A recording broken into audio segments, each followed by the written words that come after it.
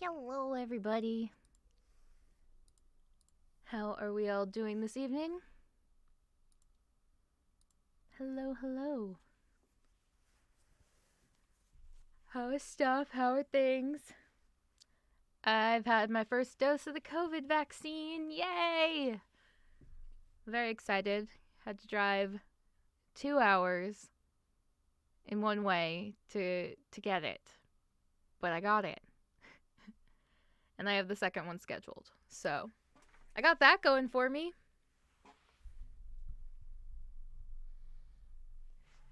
So yeah. Texas is officially lifting the mask mandate this coming week, so yay! Hey, Marvy. Yeah, so it's gonna be interesting next week. Texas is officially cray-cray.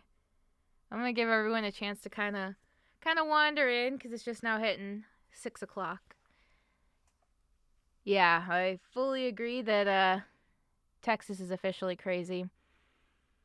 I think that it was entirely a move on the governor's part to distract from the fact that ERCOT is a mess, and the Texas state administration is at fault for that.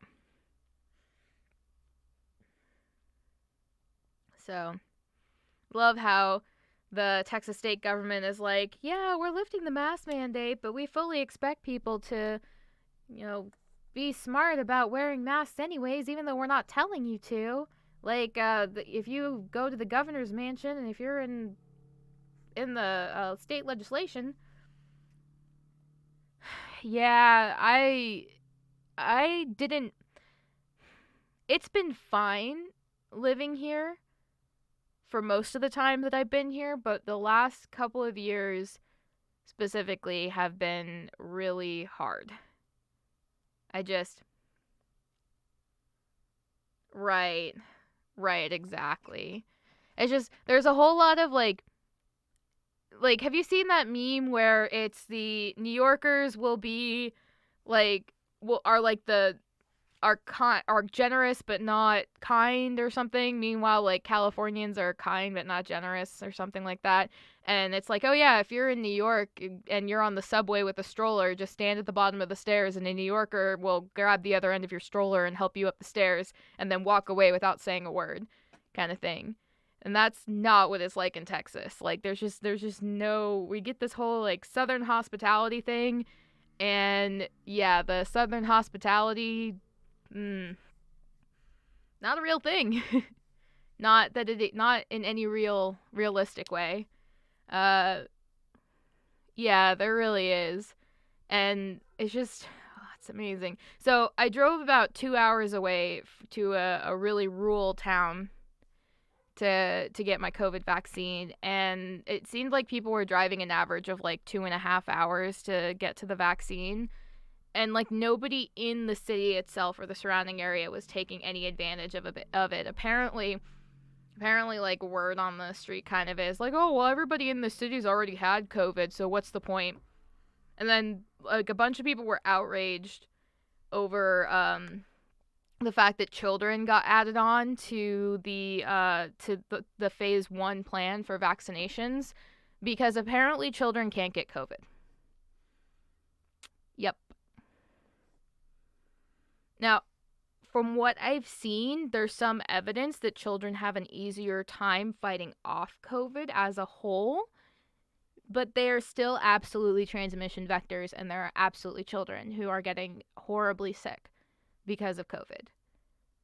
So, but I don't know.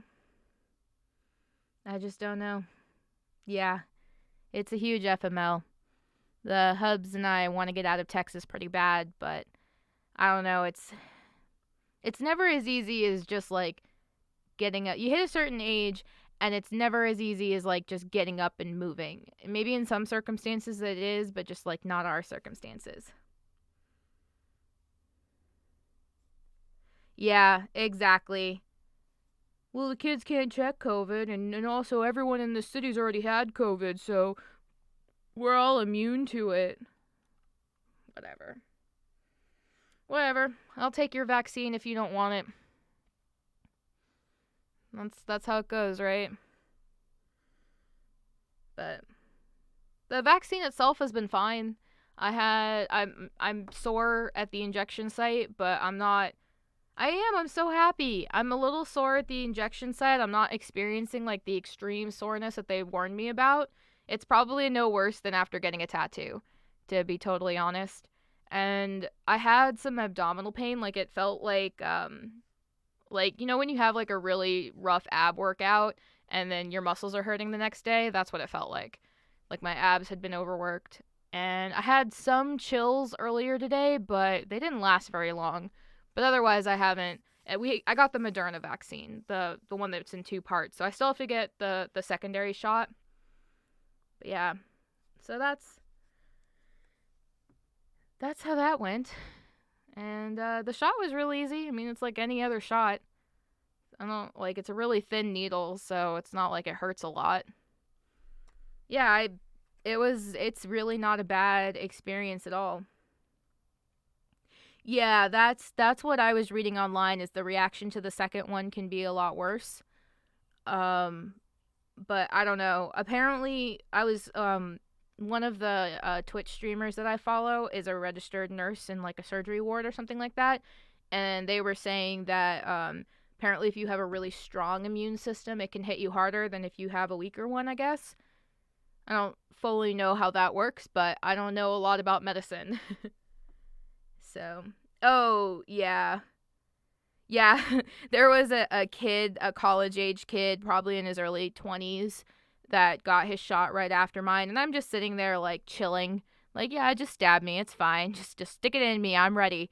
And the kid was like really nervous about it. And then when it was over, he's like, "Oh, that was it?" And she's like, "Yeah, it's a really tiny needle. And also, I've been giving shots for like a lot of years." So, yeah, exactly. So, I mean, it makes sense. So, it could be I'm not getting hit as hard too by initial stuff because my immune system isn't quite as strong. I don't know. But I mean, I'll take a little bit of discomfort and like short term feeling yuck over getting COVID and being out for the count for 6 months or possibly dead.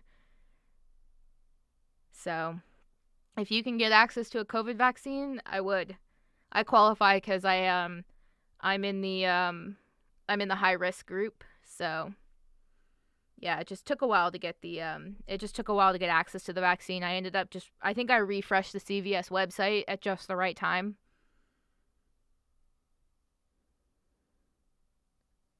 Oh no. Like when you say kid, do you mean like a little kid or do you mean like a young adult kid? Because well, I mean, needles are scary. Like we're conditioned to not 10 years old. Oh, baby. Okay, that's understandable. I'm pretty sure when I was like 10, I probably would have been terrified of getting a shot too. Now it's like second nature. Like I'm so used to being stabbed by needles just cuz of illness and having to get blood drawn all the time and even stabbing. I have an injectable medication, so I have to stab myself. So I'm so used to getting stabbed with needles that it's like it's not a big deal for me, but oh, poor baby. I love there's a video of this pediatrician who like distracts the little kids with like hand motions and stuff like that, and by the time and he's making them laugh, and by the time it's all over they've gotten their shots and they don't even realize. But it's hard. Needles are scary. Needles are frightening if you're not used to them or you have a phobia of them. I know my husband has a phobia of needles, and he got his first tattoo a few years ago, and the only reason he got it is because I had him sit with me while I was getting a tattoo touched up, and he realized that he couldn't actually see the needles in the machine as it was working, and so then it was less scary. But oh man, trying to get him to go in for an injection or something.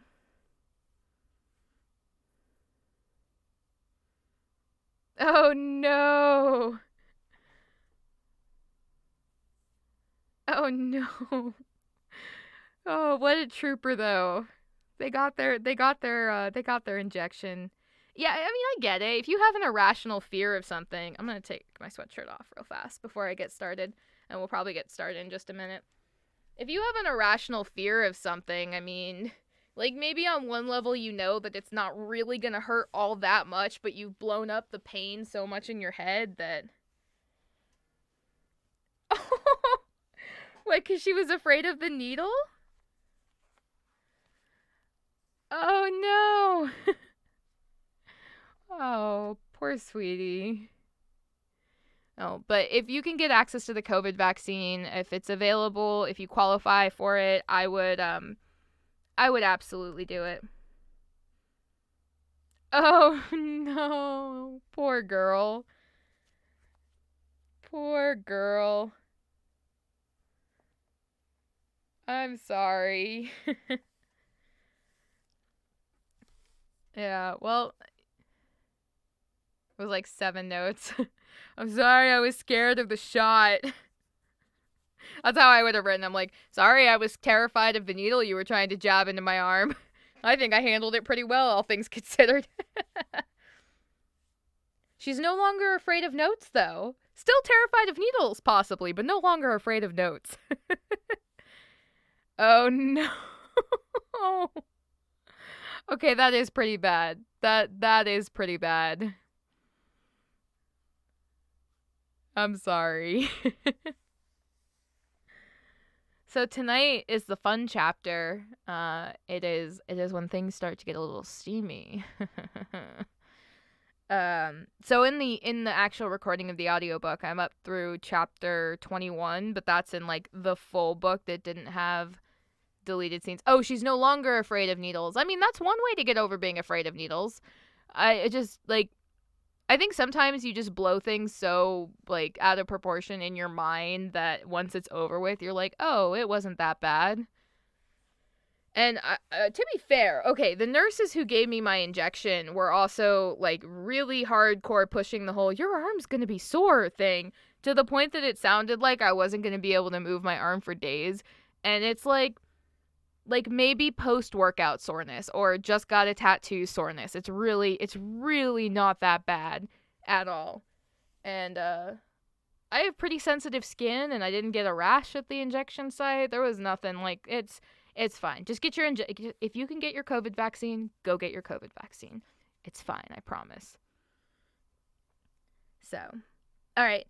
I think everyone who's wandered in is probably going to wander in, and everybody else will wander in later, and that'll be fine.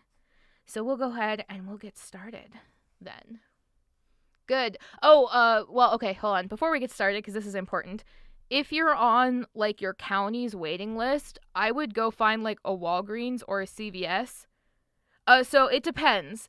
If you qualify under your state's guidelines for getting in, like, for example, I'm in a high-risk group, so I'm actually in the phase 1. I have an illness that qualifies me in the phase 1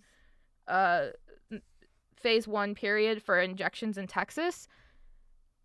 I was on the county wait list, but there are private pharmacies that are also giving the injection under state direction.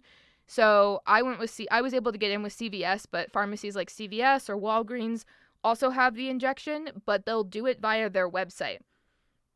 So what you do is find out if the pharmacy in your area is offering it in your state and in your area, and you can go onto their website and book an appointment.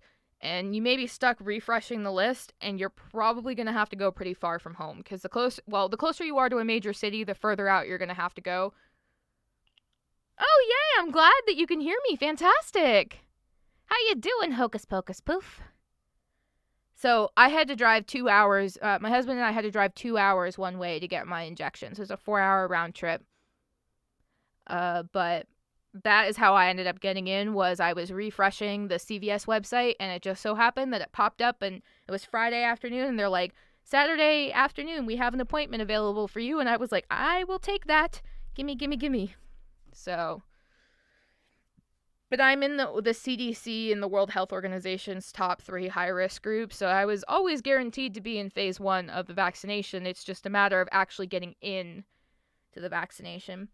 Yeah, I'm doing really well. I'm not really experiencing any serious side effects from the vaccine. My arm's a little sore, but it's not any worse than, like, a post-workout or post-tattoo or something. Soreness. I had some chills earlier today, like fevery type chills, but they didn't last long. The worst has been I've had some abdominal pain. Oh no, that's not good, Marvy. I've had some abdominal pain. It's been like if I worked my abs out way too hard, kind of an abdominal pain, not like a stomach ache kind of pain. This was the first one. So the second one is supposed to potentially have worse reactions. I go back in a month to get the second dose. I already have that appointment scheduled. I'm going to have to drive 4 hours again, but the appointment is scheduled. So, but so far it hasn't been bad. I haven't had, like, headaches or anything. A little tired, but I'm usually tired. Plus, it's been an emotionally exhausting year. But Marvy, I don't like that. That's awful. But yeah. Yeah, but I mean, locally there was an ordering snafu, and some people got their second shots. I've been having trouble getting that scheduled. Oh no. Yeah, I don't know what's happening, like, government mandated right now. Like I said, I had to go in. I got it through a private pharmacy is where I ended up getting it. I was on the county wait list. I took myself off the county wait list because I'm getting the injection done privately. But it seems like if you're able to go further out into the country, you're more likely to get access to the vaccine. At least in my area, I think, well, for Texas, a lot of it has to do with the further out in the country you get, the less likely they are to believe that COVID is a danger or be interested in getting vaccinated. So basically everybody who was there getting the vaccine when I was had driven an average of 2.5 hours one way. I mean, it's the only place you can go. Like, the whole DFW area, my county, has been booked up. And, like, I think the county has been pushing, like, 11,000 vaccines a day. But 11,000 vaccines a day in a county with a population of millions. Plus, they added, so because the mask mandate got removed in Texas. I promise we'll get started reading the book soon, but this is really important. So because the mask mandate got removed in Texas, and there's a really great chance that schools are going to be pushing to have kids go back to school normally with a full-time normal schedule, there's been a push in the state to have kids and educators added into the phase. So we're still in phase 1A. So they added kids and educators to phase 1A so that hopefully we can get college students and teenagers, because I think 16 is the current CDC or recommendation or something. Yeah, it's going to end very badly. I think some of the more liberal counties that are accepting that the COVID is a serious issue, they are 12. It's 12? Okay. Whatever age it is that they're saying it's okay, that's when that's what they're encouraging kids to go get vaccinated. So, but yeah, I think a lot of the more liberal counties that actually accept that COVID is a serious issue are going to continue pushing for maybe a hybrid system or something, and trying to continue with the social distancing and everything, and mask wearing and all, and sanitizing and everything. But a lot of our rural cities are not going to do that. There's going to be a case spike in Texas. There's no way around it. We haven't gone down at any significant rate in 5 months. We've been pretty much steady. There may have been small dips, but we've been pretty much steady for 5 months. And it's only going to get worse. Because let's face it, Texans are already having mass burning ceremonies. Kat was telling me earlier how her husband had to have Texans escorted away from the museum that he directs, because they were saying they would refuse to wear masks. And they were saying, oh, well, Texas doesn't mandate masks. Well, it doesn't mean that Massachusetts doesn't mandate masks, or that this private location doesn't mandate masks. So, yeah. Yeah, I'm not a fan. I'm not a fan at all. All right, you guys, you ready to get to the smutty stuff? You ready? We should, someone should go into the, it's almost like they weren't in Texas, right? It's almost like other states have rights too, right? Okay, someone should summon Xiphon from the Discord and be like, hey, it's the smutty chapter. It's the steamy chapter. So, all right. So when last we left off, Alice and Charles, spoilers, Alice and Charles were having dinner, or we're getting ready to have dinner. And now we get to the fun stuff. Someone go summon Xiphon from the Discord. Oh, summon Maria as well. See if she's awake. So, all right. Chapter 10. The conversation flowed easily between them. She had made the pasta, they had eaten, and he had mumbled and gushed between mouthfuls over how good it was. He was probably only flattering her. Oh, hold on. Chat stuff. Yeah, I wish it was like that here, Renala. I absolutely wish it was like that here, but it is not. Some places are still requiring masks. Some places are like, you can get in the front door wearing your mask, but they won't enforce it in the store. Nobody's taking temperatures except for like some private businesses. I know some like tattoo parlors. Okay, all right. Sounds good, Marvy. I know some tattoo and piercing places that are still being very careful about that kind of stuff. And it's I don't know. It's a sad day when it's like, I mean, tattoo and piercing places, most of them in my experience, have always been very good about keeping their shops very clean. But I feel like it's a sad day when they have to be the ones to set the example. But get your vaccine, wear your mask, stay 6 feet apart. He was probably only flattering her again, but he seemed to genuinely love it, especially because he cleaned his plate twice. He asked about her life, her college years, growing up in the city. She asked about his childhood, his likes, dislikes, and hobbies. They had finished off the first bottle of wine and were working on their second before dessert. It was probably a bad idea, but she didn't care. She was having fun. And she never had fun around other people. She was too shy to really engage with them, but Charles was making good on his threat to drag her out of her shell, kicking and screaming. "What did you want to be when you grew up?" he asked. "I never knew, and I think that was part of the problem. I think maybe a puppeteer. I grew up on Jim Henson stuff, and I always wanted to design creatures like he did. But that's not a realistic career path, especially not since CGI took off, so I made do." "That's why you build electronic puppets in your spare time." "Exactly." "Do you sculpt them yourself?" "I'm better digitally than I am in real life, but I try. I like air-dry clay. Things need to be kept pretty light for the servos to work, so that's why I print most of my designs. Besides, then I can fix what I screw up and make a new one without having to start over. Hard to hit the undo button in real life." "Thank you again for the little octopus. It's adorable. I've named it Inky, and I'm going to keep it forever." She couldn't tell if he was teasing her, so she only smiled. "What about you? What did you want to be when you grew up?" "The world's greatest magician, like Uncle Julian. I wanted to travel the world and see all the sights. I wanted to be famous and rich, and have women throw their panties at me on stage when I performed." He was smiling at her wickedly again. "If you come to the show tomorrow night, maybe you'll make my dream come true." She laughed and reached out to shove him in the arm. The way the furniture was arranged, she could reach him from the armchair fairly easily. "Stop it!" His flirtatious comments were witty enough that she wound up more impressed with how he managed to seamlessly work them into the conversation than she was annoyed at them.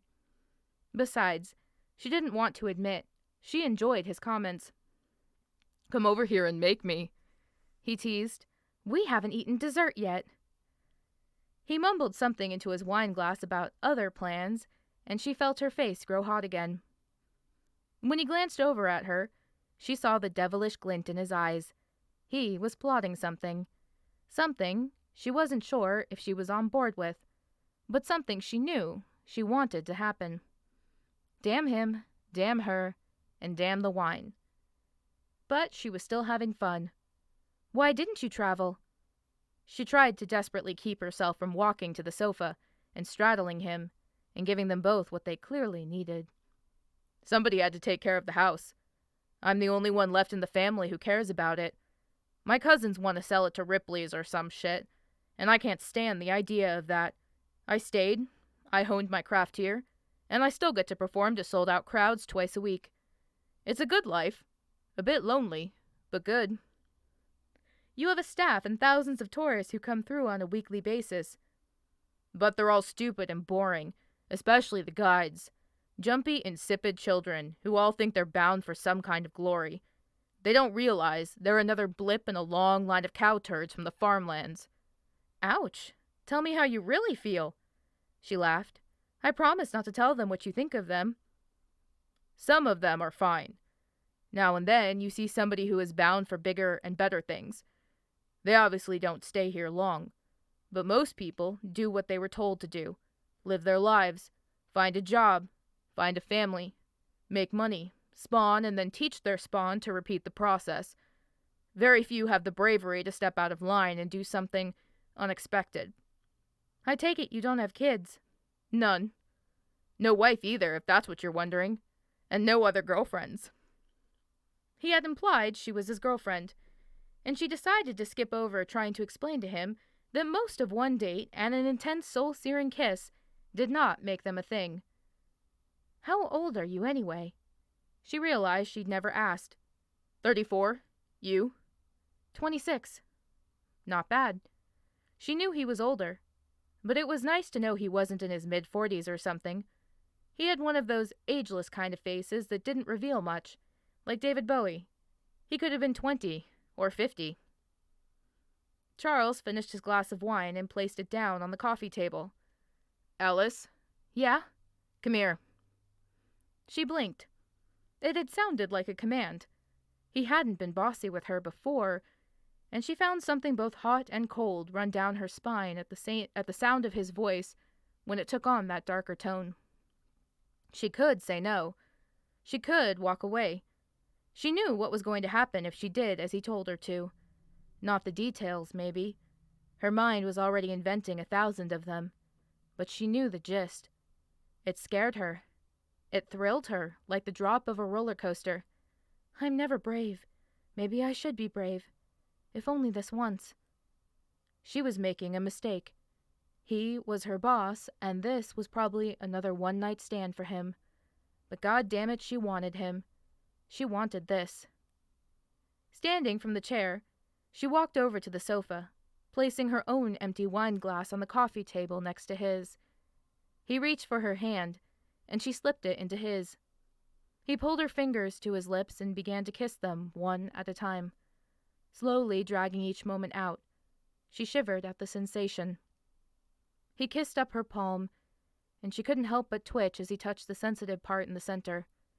He kissed to her wrist and placed a hot, slow touch of his lips to her pulse. It was racing, and she knew he could feel it. I would very much like to see your tattoo, he purred. Hazel eyes flicked up to hers, and she felt her face turn hotter than the sun. She would have to take off her shirt for that. She knew that was the point. She took in a slow, wavering breath and let it out in the same fashion. Maybe it was the wine. Maybe it was the way he was staring at her, boring into her, like he could see through her soul. But the fingers of her other hand were already working the buttons of her shirt, undoing them one at a time, top to bottom. When she finished, he released her hand to slowly pull her to stand in between his knees. He slipped his hand through the part in her shirt and up her sides. She gasped, "Oh, Alice." She was shaking. She couldn't help it. She was trying to be brave, but she was terrified. "It's okay." His voice was a thick whisper as he slid his hands up her, around to her back, then to the front again. He didn't grab her breasts like she'd expected him to, like she wanted him to. "Don't be scared. You can trust me." "Can I?" He parted her shirt and slid it off her shoulders as he leaned in to place a kiss on her stomach a few inches above her navel. She shivered. "With your life. I know you think the worst of me. You think I'm some devil playing with a new toy. You think I'm going to get my jollies and leave you be.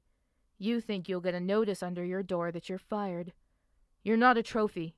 I promise you. I want you, Alice. I want you very badly. And I don't think I will ever let you go once I have you." The words were all at once romantic and terrifying, and she swallowed thickly, trying to clear the rock from her throat. She couldn't speak as he pulled her shirt off and let it fall to the floor, leaving her in her bra. She had picked her fanciest, nicest, lacy black one. Not that she had hoped this was how the night was going to go. Nope, not at all.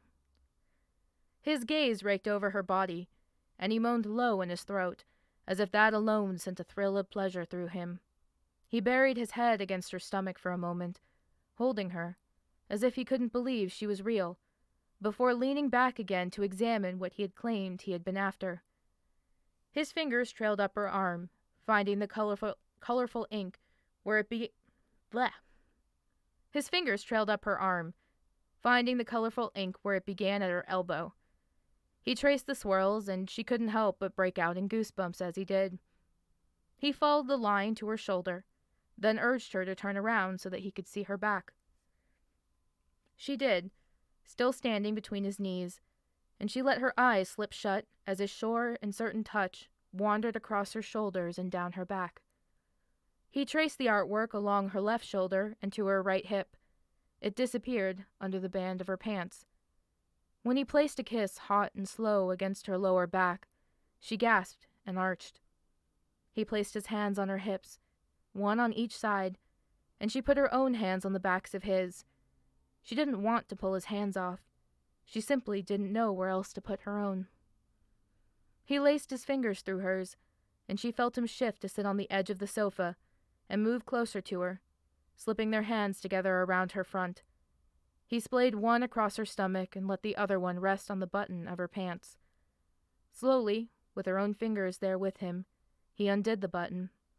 He wanted to make sure she had every chance to tell him to stop, every opportunity to pull him away, but she didn't. He wanted to see her tattoo, and there was still more of it to uncover. The zipper slid down next. She could barely breathe. The air in the room felt hot and close as he slipped her pants down to her ankles, revealing her matching lace thong. She stepped out of her pants and nudged them aside. She was already barefoot. She preferred to walk around indoors that way. Charles growled again, a low and dangerous sound. When his teeth grazed the sensitive flesh of her rear, she squeaked. It drew a quiet, dusky chuckle out of him. Fingers traced down her right thigh, finding the end of the artwork where it finished about halfway down to her knee. So beautiful. So perfect. He purred against her, kissing the skin of her back again. "Can I touch you, Alice?" You already are." She knew what he meant, but she was stalling. It was a desperate ploy, and a useless one, but she clung to it like the world's dumbest safety blanket. But nothing about this, nothing about him was safe, and that was a large part of the reason she wanted him. "I won't do it if you don't say I can." Lips pressed to her skin again, tracing lines along her back, kissing the swirls of her ink she knew. "Go on. Say the word."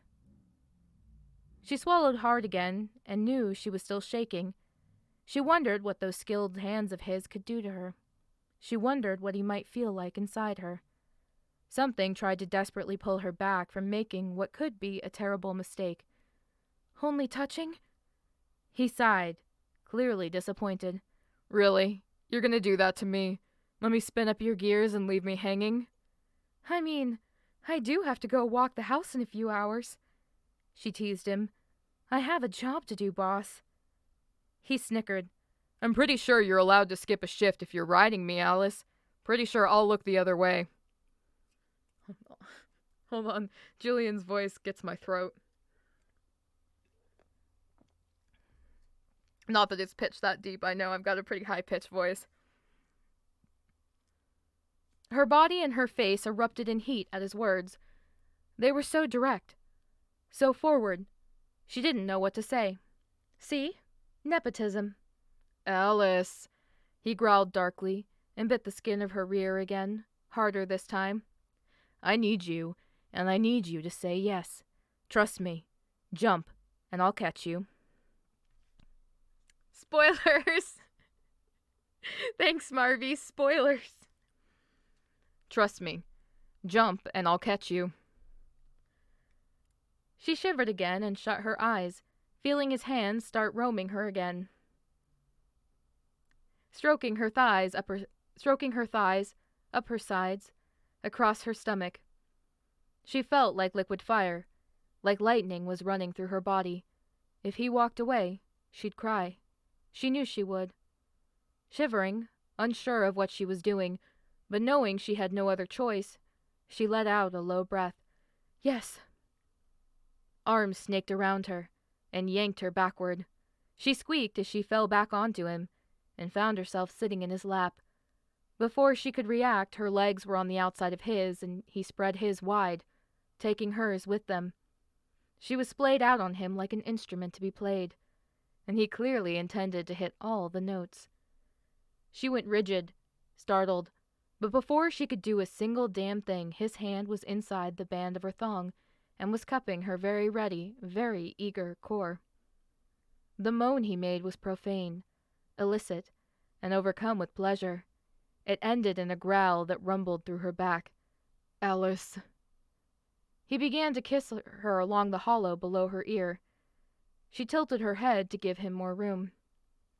She whimpered and squirmed in his lap, but his other arm banded around her to hold her still. That hand slipped under the cup of her bra and grasped her breast, toying and groping at the soft flesh. Her body was already way ahead of her, and he found her hard nipple and began to torment it, twisting and pinching at it. It was hard enough to sting, and when he was done, he soothed the flesh, taking turns and alternating between the two sensations. It felt like her head was spinning. She leaned her head back against his shoulder and let what he was doing to her wash over her. His other hand hadn't begun to move yet, but she knew it would, and she wanted it to, desperately. She squirmed. "That's it.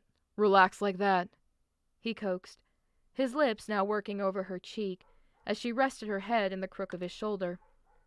It was only when she listened and let the tension leave her limbs that he began to move his fingers that cupped her core. First they explored, slipping along her, grazing all the points that begged to be touched. He was a musician and a master of illusions, and he was as good with his hands as she had hoped. It wasn't long before the exploration alone made her writhe, her body trying to seek out more of him. But he was hell-bent on teasing her, kneading her breast and stroking her body, but giving her nothing more. It was sweet agony. It was blissful torture. And God help her.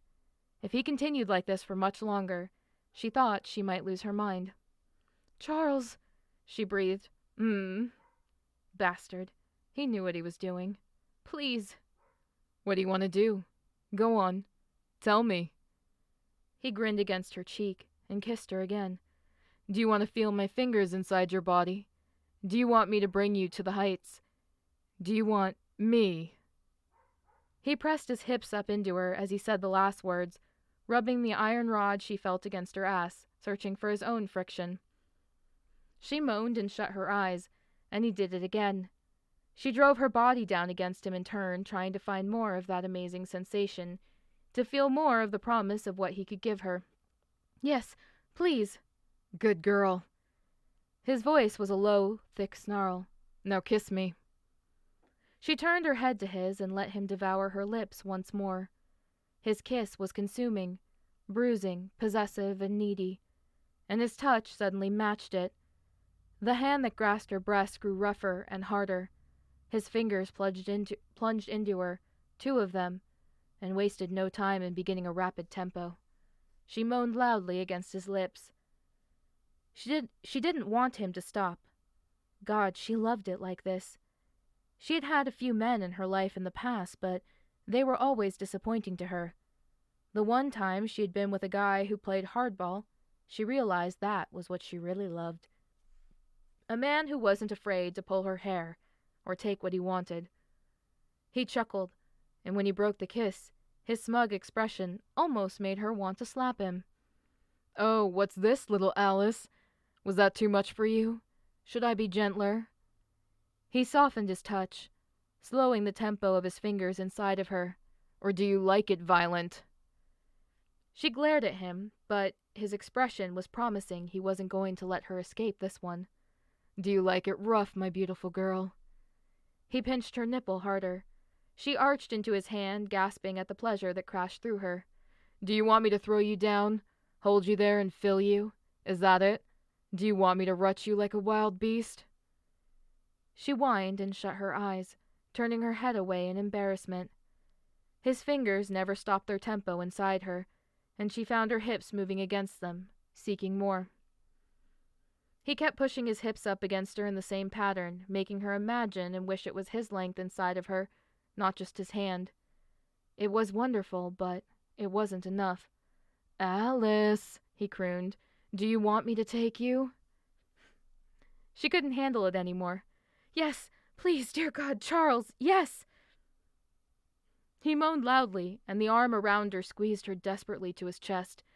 "You are perfect. So fucking perfect." He snarled and sank his teeth into her shoulder, biting it hard enough to sting, but not enough to break the skin. His hand and her body began to double its efforts, his thumb stroking the sensitive nub there that was crying out for attention. She wailed and wrapped an arm around behind his neck, holding onto him as he worked her body with a desperate and renewed fervor. "That's it, Alice. Let go. Let go for me." It didn't take long before she did. Her pleasure peaked, and she went crashing over that cliff into ecstasy. She arched her back into his hand, still holding her breast. She gasped and whimpered his name as he sank his fingers into her to the knuckles, going as far as he could. "Oh, Alice," he moaned. Feeling you around me like that, quivering and so tight. I can't wait another night. I can't, I'm sorry. I wanted to take it slow. I did, I tried, but I need you now. If you're going to say no, say it now before I lose my mind. When she came down from the cloud she was in, he was kissing her throat and her cheek, holding her against him with both arms around her, pressing his hips up against her body in a slow and promising rhythm. Saying no was the last thing on her mind. He snarled in frustration after a moment and let her go. Get up. It was another command. She did, and he pulled her underwear off her hips and placed another nip against her ass before he stood behind her. His hands deftly undid the clasp of her bra, and he nearly tore it from her and tossed it aside. You want this to happen here? Or upstairs? He kissed her again. Or both? Upstairs. I shouldn't show up to work tomorrow with fabric burns. She teased breathlessly. There was a freedom in accepting what was going to happen, in letting go, in wanting it. Fair enough. And with that, and no other warning, his hand was in her hair, twisting it in his fingers, and he dragged her up the stairs. She squeaked but didn't fight him. When they got to the bedroom, he whirled her to face him, caught her head in his hands, and kissed her all in that same all-encompassing, devouring fashion as before. He backed her up slowly, step by step, until he grabbed her by the shoulders and pushed her backward. She yelped as she fell, but wound up lying on the bed. He was already stripping by the time she got her wits together. She watched, eager and curious, as he shed his clothes. He was muscular, like she had suspected, but lithe. When he finished and was finally naked, she couldn't help but let her eyes wander to the very proud and obvious proof of how much he wanted her. Oh boy. She knew he had felt substantial, but shit, it didn't scare her. She wanted to know how he felt. She scooched up the bed as he crawled onto it, prowling over her. He nipped at her skin as he made his way up her body, up her legs, her sides, before stopping at her breasts. He took one of the hard peaks into his mouth and bit down on it, moaning. She arched into him, letting her hand wander into his hair. He switched sides, tormenting each in turn, his hand working over the other to not let it feel neglected. His motions still felt desperate, needy, like water to a man dying of thirst. It was as though he hadn't felt this way in a long time, if ever. It was nearly wild and feral the way he was acting. "Charles," she moaned. That was enough to snap his resolve, it seemed. He moved up her body until he was over her, caging her in with his arms on either side. Hold on, I might laugh saying this. Caging her in with his arms on either side. Spread your legs, beautiful girl. I'm gonna carve a place in you that you'll never forget. I'm gonna make sure you're sore tomorrow, and I want you to welcome me in because you want it. A vicious flash of white teeth in the dim lighting made her stomach clench in anticipation. God damn, she really did. She obeyed, bending her knees to either side of his hips. Oh no, Panda! Hi, Panda. Hi, Pineapple. Look, I'm just going to be really appreciative that Kat doesn't write really weird euphemisms, because then I would just lose it. How you doing, Panda? We're in the sexy bits. Steam level way up. God damn, she really did. She obeyed, bending her knees to either side of his hips and tilted her body up to his. Please. When he lined himself up with her and pressed himself forward, surging into her with a greedy need and filling her to the brim, she unraveled unexpectedly. She wrapped her arms around him and cried out in her sudden release. He groaned loudly, another illicit and desperate sound, but her sudden bliss did nothing to deter him from making every ounce of good on his promise, several times over. As the steam was about to work its way up the stairs. Good timing, Panda. Hey, I tried to warn people. It's a romance novel. Oh, man. It is a very interesting romance novel about a ghostly magician and his great-grandnephew and Alice. All right. Smut dressed up as respectable literature, indeed.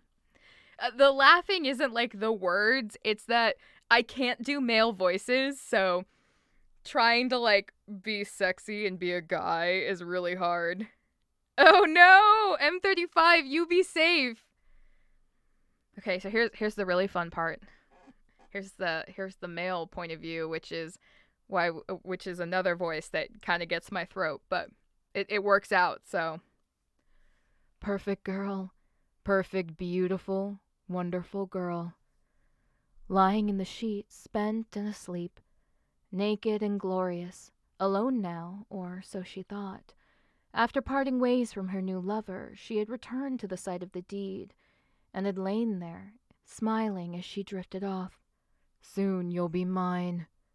He had wanted her before, but now, after watching her writhe, after watching her gasp and beg for more, exultantly welcoming every ounce of the exchange, her fate was sealed. He let his fingers trace over her hair, feeling the soft strands beneath his ephemeral fingers. Soon, you'll be mine, forever. And that's the end of chapter 10. I think, is that it? Yes, okay. So, for those of you who are joining in and are not familiar with Catherine Ann Kingsley, she is a friend of mine and a friend of many of us. And she writes these awesome, dark, villainy romance books. And there's a link to her Amazon page if you want to get the book for yourself. All of her books are in Kindle Unlimited. She is a goddess. She's wonderful. And kind and generous and just writes like the best stories. And that's a link to her Amazon page. All of her books, almost all of her books are on Kindle Unlimited. There may be one or two that were taken off for marketing purposes. So if you have a Kindle Unlimited account, then you can read them for free with Kindle Unlimited. And support Kat because she's wonderful and these stories are great. So, but hello everybody. I'm so glad you're all here for the sexy bits.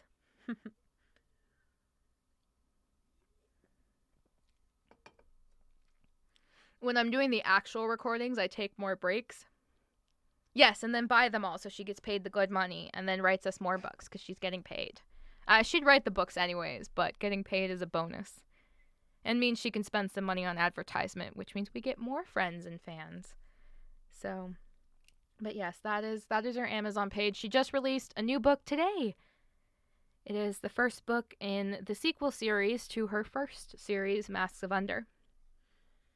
And it involves a zombie apocalypse, so a romance in a zombie apocalypse. Ooh. Friends are nice. I do like Friends, and I love helping people. It is very good. There's the most adorable couple in it, little secondary couple, and they're freaking adorable, and if anything happens to them, I will burn everything to the ground. So, I highly recommend. Jack 2. Yes, I like it. Jacob and Datu. They're now Jack 2. Sounds like something from Star Wars. I love it. Jack 2 forever. Indeed. I hope I haven't asked. Spoilers? Oh, don't worry. Don't worry. You'll get to meet them basically right away. I promise. I'm sorry, Hocus Pocus. I'm so sorry. They're very cute. But yes, so this book is the first book in the Impossible Julian Strande series. So if you want to grab that one, you should. It's very good. If you get the original publication, which is not in the box set. Oh man, and I work so hard to not spoil things for people. If you buy the this version and not what's in the box set, there are some deleted scenes. Also available in hardcover, indeed. Look, Kat, we're advertising for you. There are some deleted scenes that are on her website, but if you get the box set, all of the fun scenes are in there. So, and they are indeed available in hardcover now. I'm not sure if Kat has gotten all of her books up in hardcover yet, because it's a new thing that Amazon offered, but I know she's gotten a few of them. So, the box set for this series is available in hardcover. It's very, girthy. Yeah, it's the cover, getting the covers and everything set up on and formatting for hardcover with Kindle Direct Publishing. So that's what slows it down. So it's just extra work on Cat's end because it's not as easy as just like, oh, let me click the button that says I'm going to print it in hardcover, because if you just do that, it doesn't print right. So and of course we don't want her wonderful covers getting cut off or printed funny. Chapter 11. She woke up feeling like she had lost a fight with a rodeo bull. She ached. She hadn't wanted it gentle, and neither had Charles. They had gone several rounds. It was as though he couldn't ever be sated, much like his hunger. She suspected they had only stopped because she couldn't handle any more. When he was done pinning her to the bed and wrecking her, he had lain with her and held her like she was a teddy bear. He had changed demeanors entirely, and was then holding her close, snuggling her, whispering how wonderful she was and how perfect she was. He had murmured praises to her until he sighed and admitted that he had to go home for the night. She was sad to see him go, but it was probably for the best, or else she might get attached.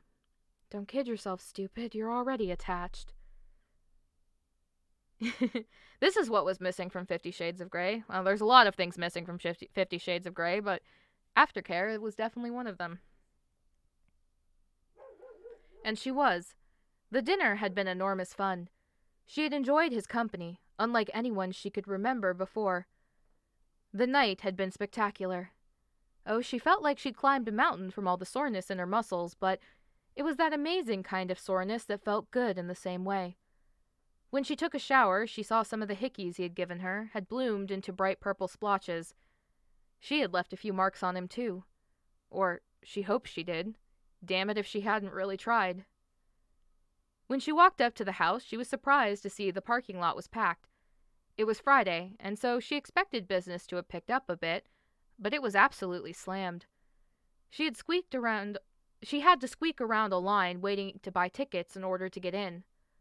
A large banner set up in the lobby explained to her what might be the draw. The impossible Julian Strande performing tonight from beyond the grave, it shouted in bold purple lettering.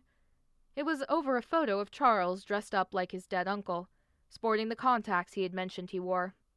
He really was a spitting image of the man, though she hadn't seen a real photograph of Julian Strande, and the posters left everything painted and vague enough for it to be approximate. It was a little uncanny. She suspected that was the point. She shook her head at the melodrama. Charles did love to be over the top. And the top. She chuckled, despite herself. The crowd was thick, and she decided it would be a good day to work in the workshop, cleaning and organizing some more. She put Spotify on her laptop, surprised she got a wireless signal that far down in the basement, and kept cleaning and organizing. It was about an hour in that she had found that the paintbrushes she had cleaned weren't exactly where she had left them. There was a note next to them. 3 words written on a scrap of paper. So thoughtful. Thanks. J.S. Julian Strande. Right. Nice try, Charles. She smirked and set the card up next to the wooden carved head. At least that hadn't moved. She watched the head for a long moment. So, yeah, I'm not sure how you feel about this, but I think I'm in a relationship with your nephew. Silence. Thank God. He's a weirdo, but I like him a lot. I think he might like me too. Julian Strande, am I right? When nothing but her music responded, she went back to cleaning and whistled along with the tunes. Organizing things made her happy, and it was a great way to kill a day since she couldn't do much work upstairs with all the people around. When she was working on sorting through all the wood carving tools on a bench, cleaning them off and putting them away, something pressed up against her from behind. Someone. Fingers ran through her hair, pulling the strands away from her throat, and hot breath washed against her skin for a moment before lips brushed against her. You'd better be Charles, she breathed as she let her eyes slip shut. What if I'm Julian? Sex with a ghost? That's kinda hot. She chuckled and shut her eyes, leaning her head away from him to give him more room. I'm pretty sure Charles will get jealous, though. He seems like the type.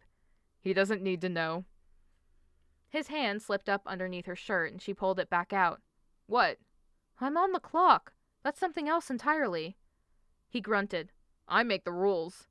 Do you now? She teased. Yes. His hand twisted in her hair and she gasped. She couldn't help it. It did things to her. He leaned her harder against the table, trapping her with his body. She felt him there, eager to go, and she was really rather tempted to bend over the table and let him have his way, but her work ethic wouldn't allow it.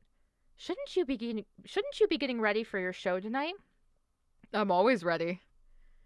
Damn him and his innuendo. She pushed away from the table and he relented.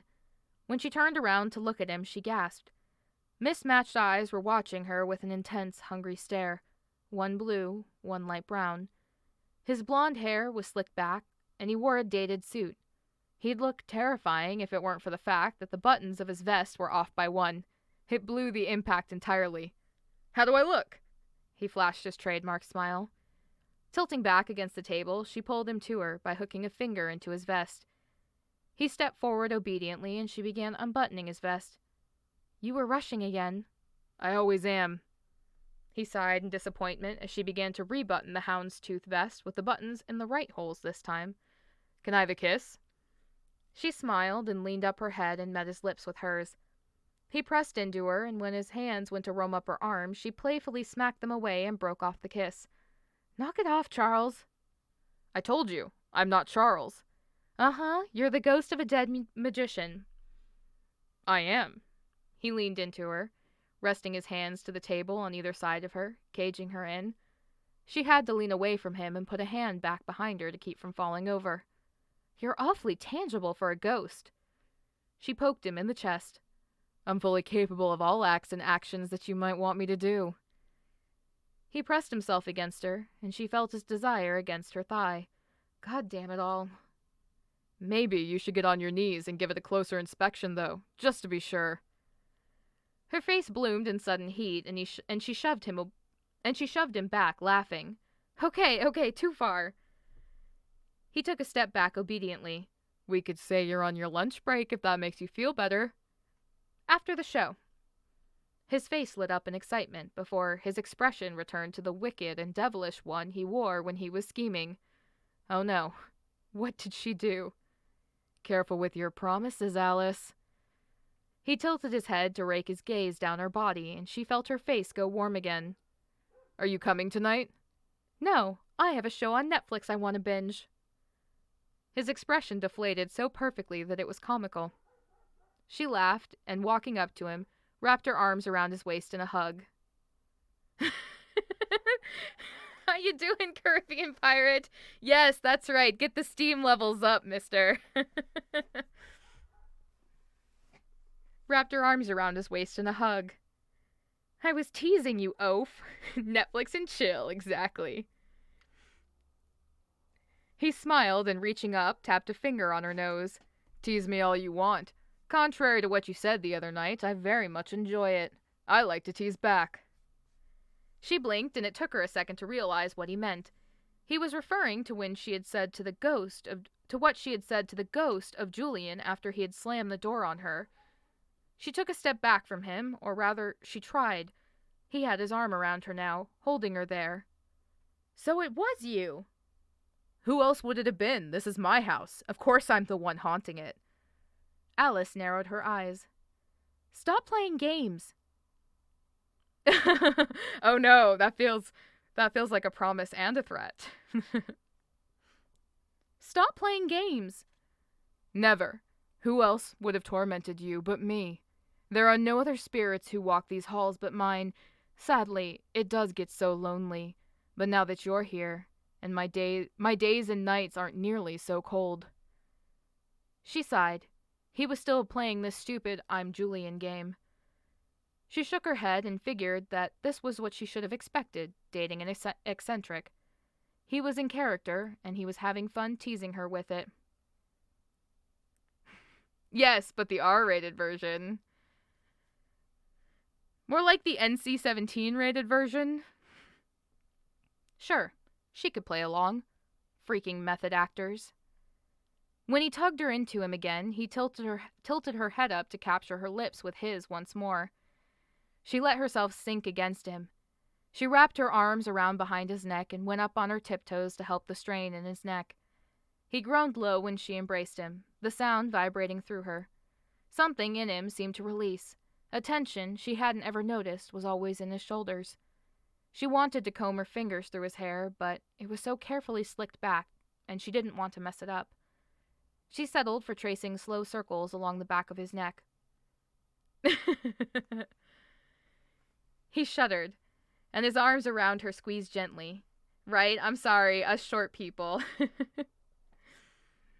We're just so small. We can't help it, but we're adorable. And feisty, usually. He was so responsive to her touch. It was like every brush of her fingers was an unexpected gift. It made her smile against his lips. She was loving every moment of this, and it was clear that he was too. When they finally both broke away, he bowed his head to rest his forehead against hers. His mismatched eyes were shut, and he seemed to be lost in the bliss of the moment. After a long pause, he lifted his head and finally broke the silence. "You are too perfect, Alice." "You're not so bad yourself, Julian."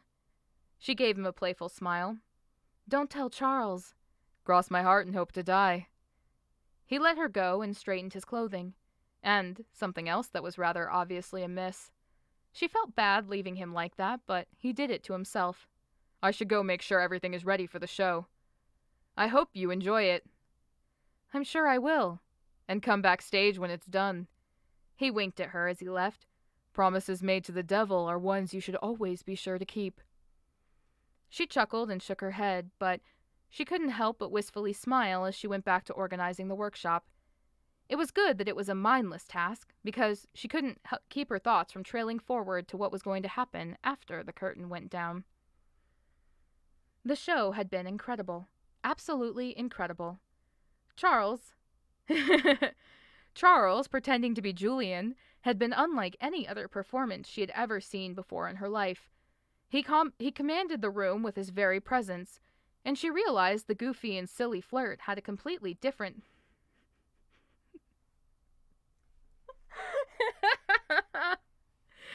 Oh, yes!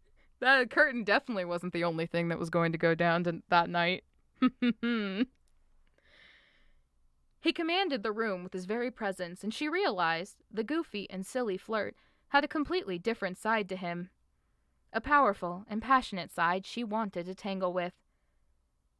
He was a man who could control everyone in the audience without trying. Getting them to look where he wanted them to gasp when he demanded, to applaud at his will. The tricks he had done held up to the moniker of the impossible Julian Strande. The trick with the mirror had been only one of his many stunts, and she couldn't even fathom how most of them were performed. Illusions and apparitions, both beautiful and eerie, had filled the night. He was playing the role of a man who had been dead for 100 years, and the whole of the performance had a shadow of morbid playfulness to it. Skulls, ghosts, and other references to death and dying had been prevalent, but the audience ate it up. You guys are terrible. I love you. You're all very terrible. But the audience ate it up, and so did she. She'd spent the night on the edge of her seat, watching him with wide eyes. He seemed like a celebrity, special, and God if he didn't look sexy as hell performing on stage. "I slept with that guy last night," was all she could think to herself, and she couldn't help but smile when she did. In a handbasket, my friend. We're going to hell in a handbasket. More than that guy screwed my brains out. She tried not to laugh and put her hand over her mouth to keep from drawing attention to herself. So much effortless charisma flowed from him, and she couldn't help but want to do it again. She knew he wouldn't say no. The persona of Julian Strande carried a certain amount of vicious and demonic charm. Something about the character he was playing was dangerous, dark, and seductive. She wondered what the man had really been like. Charles claimed to have never met the man, so there was no way to tell if his approximation of Julian was accurate or not. At the end of the show, he received a standing ovation. No panties were thrown on stage, though, she noted with a chuckle, as she joined the applauding crowd. He stayed at the edge of the stage for a while to sign autographs and pose for pictures. But when he finally said goodnight to the crowd and vanished in a puff of purple smoke, the overdramatic bastard, she found herself eager to make her way backstage. The staff knew her and smiled to let her slip past as she went through the doors that led behind the main curtain and to the dressing room in the back. When she knocked, she discovered she was incredibly excited to see him. Come in. She opened it and saw nobody sitting there. She blinked. Walking in, she glanced around. No one. Charles? Silence. She'd heard him in the room. He'd called her in. She turned slowly, looking around. There were no closets, no pieces of furniture. A table, a sofa with some clothes thrown on it, and a mirror with a desk in front of it. Nowhere for someone to hide. Hello? The door slammed shut behind her. She squealed and whirled to face it, but no one was there. Her heart was racing in her chest already. Charles, this isn't funny. A voice whispered in her ear. That isn't my name. She whirled again, and still she saw nobody. But someone had whispered to her. She'd felt the breath on her cheek. She shook her head. How are you? Shut your eyes. The voice whispered to her again, hot against her cheek. It was a command. Her eyes slipped shut before she could stop herself. She felt a pair of hands wander down her arms. A firm chest against her back was the next thing she felt, and she sank against it. Good girl. Did you enjoy the show? I loved it. It was incredible. Yes, she is. She smiled as his hand slipped over her stomach, one of them threatening to drift north and the other south. I've never seen anything like it. I can't even begin to guess how you did half your tricks. Flattery will get you everywhere. Lips pressed to her cheek, and she tilted her head to let him feather more along her skin. I am a little upset with you, though. Why? Do you know how hard it is to perform with a solid metal rod in my pants?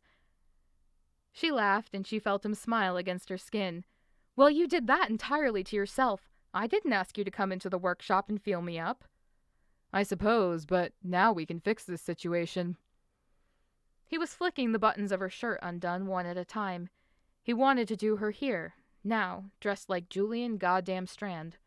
That turned her on a lot more than it probably should. You promised, after all. She did, and she had no plans on reneging from her comment. I did. She shrugged out of her shirt as he pulled it off her, and she moaned as he cupped her breasts in both hands and squeezed them roughly in his palms. Can I open my eyes? Why? I need to see if you're fully tangible, remember, Mr. Strande? Didn't you ask me to get on my knees and inspect it?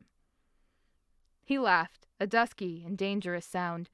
Something a movie villain would have been proud of. He released her, her skin now cold in his absence, and she heard the sofa creak. Come then.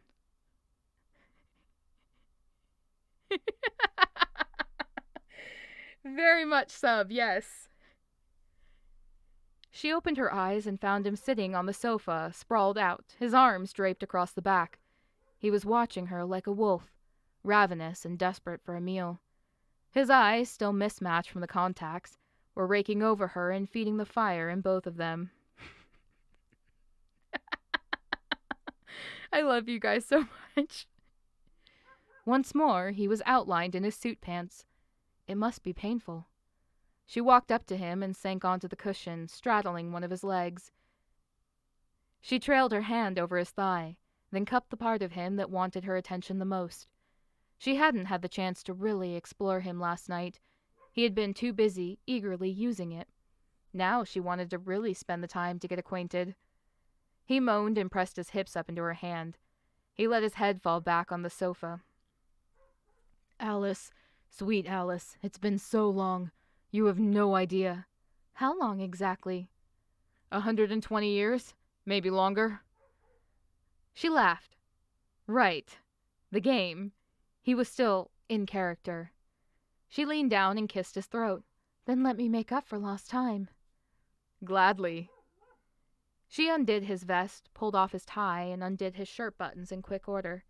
She wanted to kiss his bare skin. He lay there, half reclining on the arm of the sofa, watching her through heavily lidded eyes as she ran her hands over him. He was so goddamn beautiful, she couldn't believe he was letting her do this. Her. With him. He arched into her touch, squirming beneath her like it was the first time anyone had ever done this to him. When she freed him from the confines of his pants, he groaned in relief. You guys crack me up, I love you. Good God, he had really been left in quite a state. She chuckled and began kissing her way down his chest. There were no marks from the night before. None of her bites or her scratches had kept.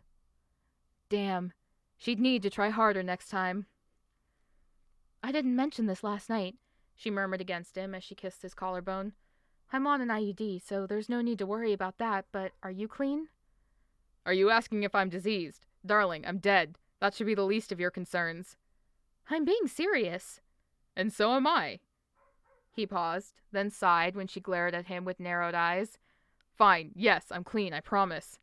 He crossed a finger over his heart. Right? Well, I mean, it's okay, protection is important, guys. Like, it's very important. Oh, use protection, birth control is good, all that stuff. You gotta ask, you do. It's important. They do need to be discussed. She wasn't sure he wasn't a terrible liar in general, but that'd have to do for now. She kissed her way down his collarbone and let herself sink onto her elbows as she meandered down his abs into the focus of her attention. She trailed her tongue up the length of him, and he lifted his hips from the cushions into her with a dire need for more. Taking him in her hand, she marveled at how amazing he was. He had felt so good last night, and now seeing him and touching him, she knew why. She repeated the gesture, wanting to enjoy him, wanting him to enjoy more, wanting him to enjoy her. And the way he was hopelessly writhing, squirming, whimpering, and moaning. She wanted to tease him. She wanted to keep him on the edge of release, begging for more. She loved how powerful it made her feel. Last night, he had given. Tonight, it was her turn, and he seemed willing enough. She took him into her mouth, and he howled. She pulled away and laughed. Quiet down, people will hear you. Let them, I don't care. God damn it, Alice. His hand wound into her hair, and he urged her to go back to what he clearly felt she should be doing with her mouth. And it wasn't talking. She laughed at his desperation and obliged him. She took him into her and began to bob up and down along his length, moaning at the feel of him. I wish Kat was here. I wish Kat was here right now hearing me read this. Moaning at the feel of him. Fuck if she didn't enjoy doing it almost as much as he enjoyed receiving it. She swirled her tongue around him as he moaned and whimpered. She took more of him into her mouth bit by bit before she took in a slow breath and let herself sink him deep down her throat. Yes, perfect. Shit, like that. No one has ever once. I've never felt. Oh, good girl, a precious thing. He was blathering as she pulled away from him, long enough to catch her breath and repeat the motion. She began doing it again and again, slowly letting him feel it each time. And each time he was a sputtering mess. No one has ever. Christ, if I had known, I wouldn't have. Oh, Alice, please don't stop. She had no intention of stopping, especially not with him encouraging her the way he was. It gave her a rare surge of confidence. It fed her own fire. She liked feeling good at something. I will worship you until the sun consumes the earth itself. I will lay flowers at your feet and praise your name to the demons in hell who made me. I'm sorry, guys. I'm gonna fully admit, this took me a few times to record when I was doing it for the actual audiobook. Alice, whatever you do, do not stop now. She'd laugh if her mouth wasn't full. It wasn't long before he pounded his fist into the sofa as he snarled in release. The sound was both angry and euphoric as he pinned her head to his body. After he released her, he was panting. He was a panting, shivering thing. She looked up to watch him as he lay there with an arm thrown over his face, hiding his eyes. He was twitching. Every now and then he hissed in a sharp breath through his nose and lifted his hips into her touch again. Hubs, I don't think has heard that one. I'm pretty sure he was at work when I recorded it.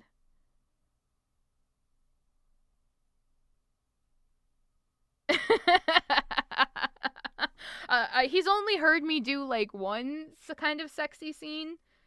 I think I usually when I'm recording the audiobook, I wait until he's asleep or he's at work just because of noise pollution. Oh, well.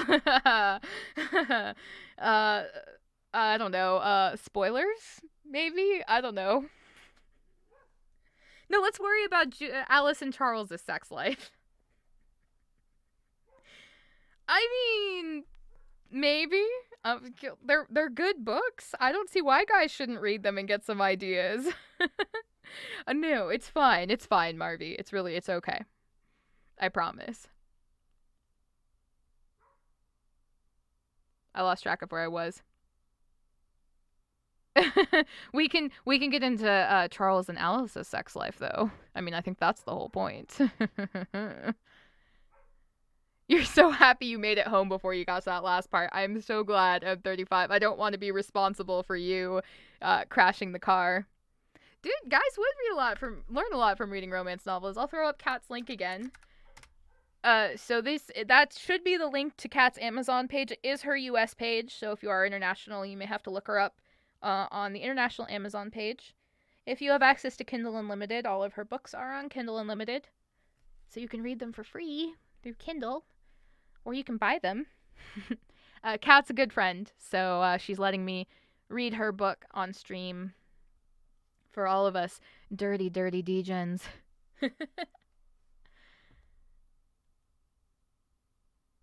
Oh, that's okay, Caribbean Pirate. You can listen to the book. I'm gonna read this whole book, and I'll have all the VODs will be up on YouTube. And then I'm recording the audiobook. Oh, I am such a filthy degen. Like, I'm not even gonna pretend. I'm a child of the internet. I'm a child of 4chan and Reddit. I wear it. It is a badge of pride. It is a label I wear with honor.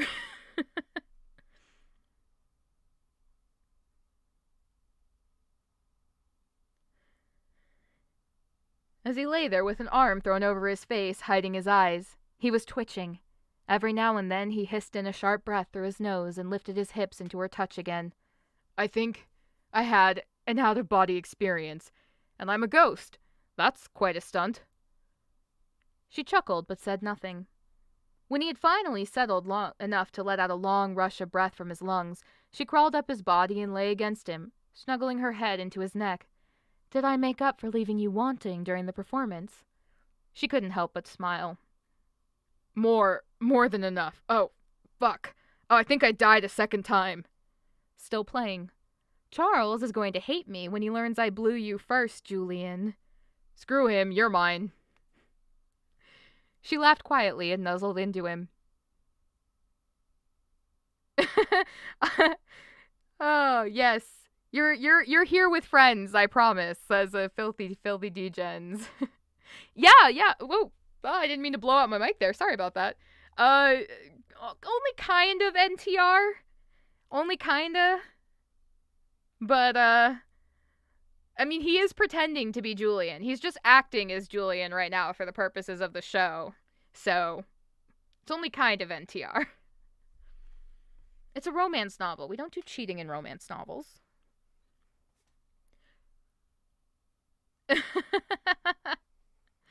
Yeah, but both parties are aware that Charles is acting. She laughed quietly and nuzzled into him. He wrapped his arms around her and even threw a leg over hers. He clung to her like she was a lifeline. You probably have people waiting for you in the lobby, she reminded him, even though she was perfectly happy staying like this. I'm sure I do. You should go see them. But I'm not going anywhere. He tilted his head up to hers and kissed her. Mismatched eyes met hers. Promise? I promise. Ghost or not, eccentric or not, she had no plans on leaving. She hadn't been this happy in a very long time. Oh. No one's knocking on the door right now. That's the end of that chapter. I need a drink. By that I mean a drink of water, not an actual drink. I mean, I probably need an actual drink too. I mean, who knows? No, I'm sorry. I'm sorry. Nobody comes knocking on the door. Okay, alright. I'll go back to reading, and then that way.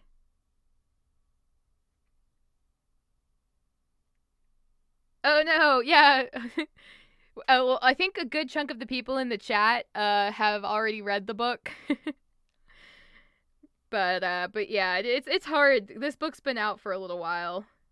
There you go. Okay, I'll be reading. Chapter 12. I may get distracted. You guys are very, very distracting. Chapter 12. She had watched Julian, sign autographs and chat with people for a long while in the lobby. She spent the time leaning against one of the columns by the wall, smiling. He was still firmly in character, especially with a couple of other men who looked vaguely familiar, but who she swore she didn't know. After a while, though, they said their goodbyes and left, shaking his hand. He shut the door behind them, and now it was only the two of them. Assholes, he muttered at the door. Wow, she laughed. Seemed like you liked them fine. I have to be polite, but I hate them, and they're kind. Who were they? Some shits from Vegas. He grunted, and pulled on the bottom of his suit coat. He turned and began pacing around the lobby, his face twisted in rage. Some know-nothing, pompous main-stage pieces of shit. They had been famous people. That was why she thought she might know them. They came all the way to see you, though. Here to see you, though. That's a compliment. To steal my tricks, I'm sure of it. When he passed her, she caught his elbow and pulled him out of his pacing. He faced her, his jaw twitching. What? Calm down. She ran her hands up over his cheeks. His expression smoothed at her touch, and he gazed at her in wonder, as if she were some sort of magic he couldn't understand. They were only telling you how much they loved the show and how amazing you were. They weren't asking for anything, they were gushing. It's okay. You're right. He sighed and shut his eyes. She wondered how long he'd keep the contacts in. There was something about them that was both beautiful and eerie like the rest of him. They made his already sharp and beautiful features even more dangerous. I'm jealous that they get to perform for so many people. You do too. Sold out tomorrow night, it looks like. I'm sold out most nights. Then what's the problem? I'm greedy. He moved to lean against the wall next to her, his eyes still shut. She followed him, and he smiled as she slipped into his arms. He held her in a gentle hug. I'm very greedy. Seems like you're doing well here. I don't mean money. The museum pulls in a great deal of cash. The estate is incredibly well off, and my shows rake it in. I have as much wealth as I could ever care to have. So casual about that, Charles. Right. She rested her head on his chest, and she shut her eyes, enjoying the feeling of him. Then what is it about? Attention and adoration. She laughed at his honesty. He was watching her with a playful twist across his lips, revealing that he knew he was being an ass. She angled her head to meet his gaze without taking it off his chest. He smelled like cloves, and she was starting to love it. Well, hopefully I can fill a little bit of that hole. I think I'm doing most of the filling of... He broke off as she slapped her hand on his chest. He caught her wrist before she could do it again, and raised her hands to his lips and kissed her fingers. So violent, so punchy. Shy little Alice with all her mechanical toys likes to hit. I only hit things that deserve it. Why don't you change, lock up the theater, and I'll go make my rounds through the rest of the house. Then what? His expression was impish again. Meet me at the carriage house, maybe? She toyed with the lapel of his coat. Do you want to stay the night with me? It's late, and it's a long drive back to your house, and... He broke her off with a kiss.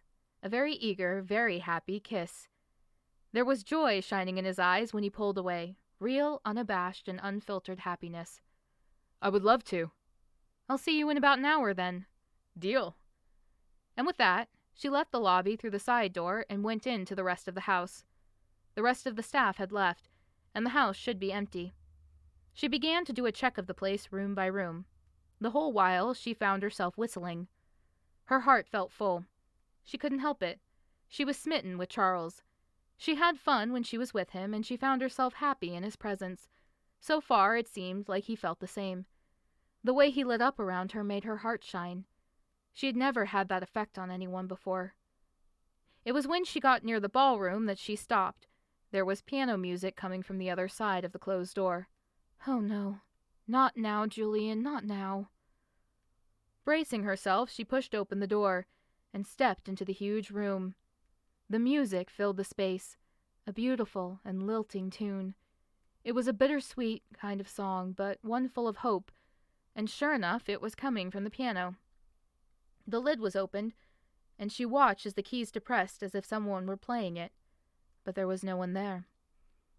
Walking up to it carefully, worried something might leap out at her at any second, she finally wound up standing at the side of the instrument. She reached out and put her hand on the top of it, feeling the music resonate. The music ceased mid-bar. This is stupid.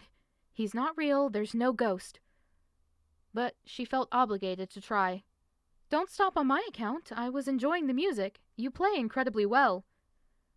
The keys played a climbing scale up 2 octaves before it stopped. It was like he was saying, thank you. She chuckled and shook her head. She was talking to a possessed piano. Charles was probably controlling it somehow from the wings and was giggling at her like an idiot. I don't think you're real, you know. I think Charles is an insane genius. A single note, low down the scale. Disapproval. She laughed. Well, do you blame me? Otherwise, I'm standing here talking to a dead man via piano. Another low note, slightly higher, less disapproval, but still annoyed. May I join you? A high note. She sat on the piano bench carefully, staying to the right. Nothing tingled or felt weird. Sorry if I sat on you. Middle C. She didn't know what that meant. She laid her hand on the keys and began to play the first bars of... Oh, shoot, how do you pronounce... Elise? Elise? But, I had to look this up. It's, I actually, for the audiobook, I had to look up how to pronounce this, and I've immediately forgotten it, but that's what I'm trying to say. The first bars of For Elise. When she stopped before the last note of the first portion, the piano picked up where she left off and completed it. She said she did it again. Elise? Okay. I said it right in the audiobook, but I've immediately forgotten how to pronounce it. When she stopped before the last note of the first portion, the piano picked up where she left off and completed it. She did it again with Beethoven's Fifth, then Moonlight Sonata, and on again through famous classical pieces of music. She would start them off, and he would complete them, like a game. If Charles was doing this, his response time was incredible. She wondered if there was another piano behind the walls and he was sitting at it, playing along with her, and that was how he did it. She reached up her left hand and placed it on the keys, wanting to try something more complicated to test her theory of... Something touched her hand. Someone touched her hand. She froze. She stared down, wide-eyed. She felt a hand there, lacing fingers with hers. The skin was soft, a little rough, and unmistakable for what it was. Warm, human, and invisible. She held her breath. The fingers curled around to her palm and picked up her hand. She let it happen, too confused to stop it. The force held her hand cradled in its palm and ran what felt like a thumb along her skin. She shivered. There was no faking that. No illusions from Charles could explain that. In a nearly silent, terrified whisper, she managed to choke out the words, "You're real." A higher note. Yes. Oh my God. She breathed, and he placed her hand back down on the keys, but the touch didn't leave her. Instead, she felt something brush along her back, like he was running his other hand along her shoulders. She felt her hair move. Oh my God, she whispered. Julian? A note played again, high, but neither of the invisible hands left her. Oh shit, oh shit, oh shit, oh shit. She squeezed her eyes shut and tried to force herself to breathe, tried to force her heart to slow down before it blew up in her chest. She forced herself to slow down. She took in a long, deep breath. She held it and slowly let it out. She repeated the action a few times, and finally she didn't feel so dizzy.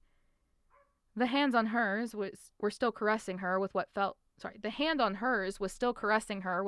like a thumb. The other one was toying with her hair, like he was twisting it around his fingers. But when she glanced down at her hand, she still saw nothing.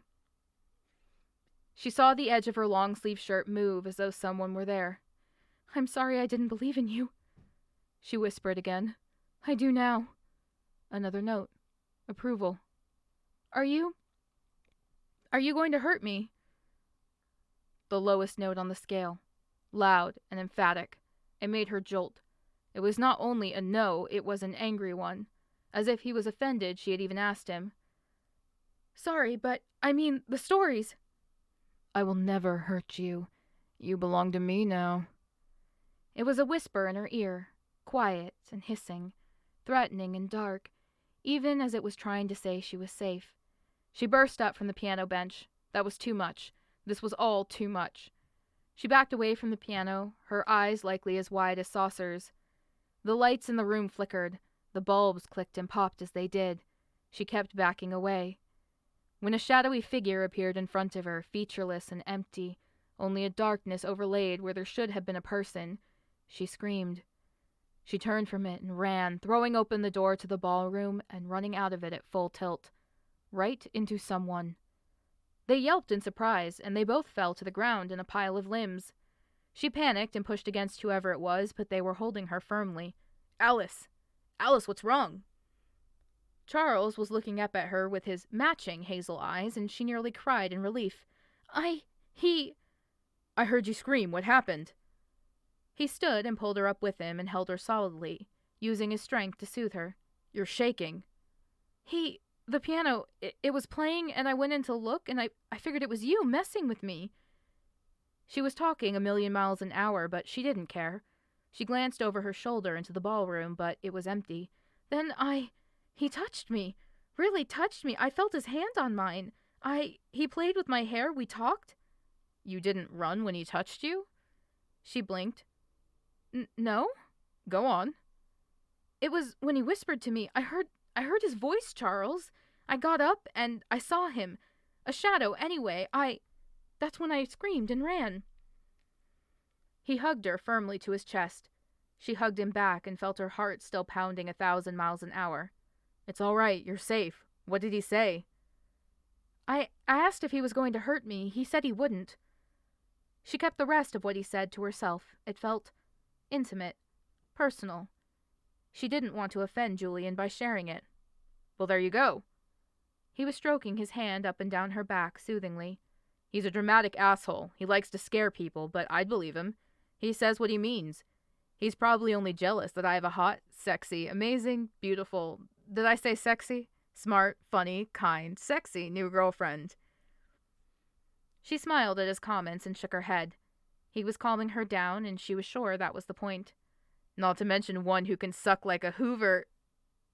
"Charles!" She slapped her hand on his chest, but was laughing as she did it. "Got you to cheer up. Worth it." He hugged her to him again. "It's all right. Julian's not going to hurt you. He'll play games with you, but you're safe here, I promise." "How do you know?" "He'd have pushed you down the stairs by now otherwise." He flinched at her look of horror. "Sorry, not helping. Hey, I have a bottle of bourbon downstairs. Let's go back to the carriage house and I'll pour you a drink. You've earned it." She nodded. "I'll go get my stuff." "Are you okay on your own?" Taking another breath, she held it and let it out. "Yeah, I'm okay." She took his hand and squeezed it, and he returned the gesture. "I have to get used to him. He's part of the house, and I work here. I live here, too." "You still want to work here after that?" She nodded. She was surprised, but she did. "I have to let this all sink in. Ghosts are real." She laughed nervously. That's something, but if all he wants to do is startle me from time to time, then okay, I can put up with that. He's bored, I bet. Has to get his jollies somehow." She tried to ignore the other half of Julian's whispered words to her. They were far darker, far more sinister, and she tried to pretend he was trying to scare her some more. Charles smiled and stepped in to kiss her forehead. I'm so glad to hear that. You have no idea. I was worried the first time he really introduced himself to you, that'd be it. I don't want you to leave, Alice. You make me so happy. She smiled. Same. His eyes lit up. He beamed. It was so easy to make him smile. She found it was addicting. He was adorable when he made that face, like he had been given a toy at Christmas. Go on, he urged and nudged her. Go get your things. I'll lock up the place and we'll have that drink. That sounded amazing. When she went down to the workshop, she started to grab her bag and her coat and pulled up short. Something was on top of them. A flower. A rose, to be exact. Not a normal one, though. It was carved out of wood. Beautiful and intricately done. The petals were painted a deep purple, and the stem and the leaves were painted metallic copper. A note was tied around the stem on a small piece of string folded in half. With trembling hands, she picked it up and opened it. My love will never fade. J.S. You said the quiet part out loud, Pinell.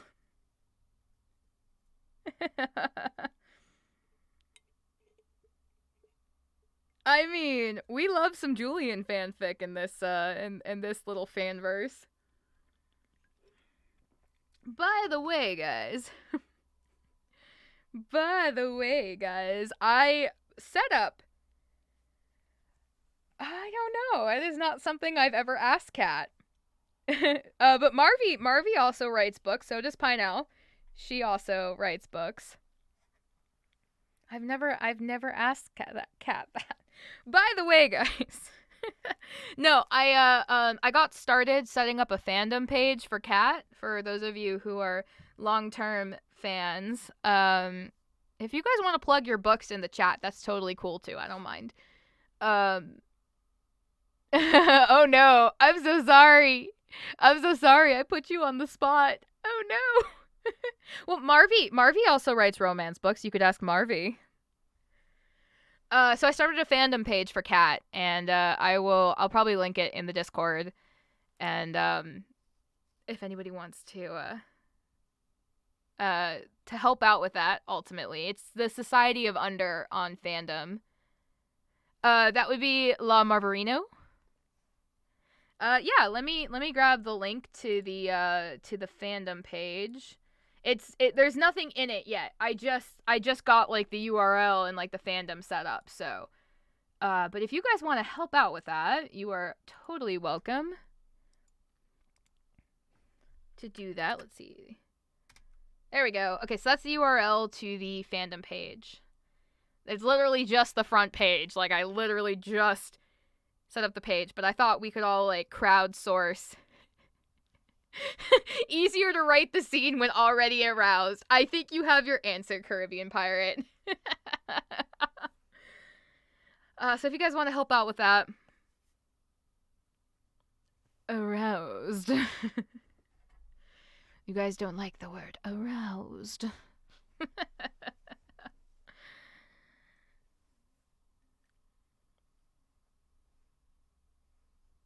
Should we have read the books more than 15 times to add to a wiki? I'm pretty sure... Oh, man, Caribbean Pirate. You're gonna have to share now. You talking big talk, my friend. No, I'm pretty sure you only have had to read the book a few times. I feel like you've read Julian more than I have, and I got to read Julian very early on before it was actually published. So you probably know more of like the intricate details than I do. But I thought it would be fun to have a fandom. Oh, well, there you go. I've done a few of those in my day. Haven't we all? We are children of the internet.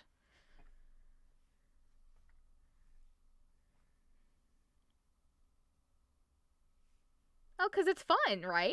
It's called an unhealthy obsession. Okay, well, you can translate your unhealthy obsession into the very healthy obsession of getting the fandom page running. And then that way we can, when people ask, like, oh, do I have to read this? We can just be like, look at the fandom wiki. Right, but that's the thing though, is like the nice thing about those kinds of RPs, Caribbean Pirate, is that you can write those like long responses in kind of like a controlled environment without feeling like you have to. Yeah, everything's healthy here. Everyone's consenting. It's all good. I mean, healthy for the most part, I guess. You only reread this book once a month. Okay, so Hocus Pocus Poof, you're gonna have to help add to the fandom wiki now.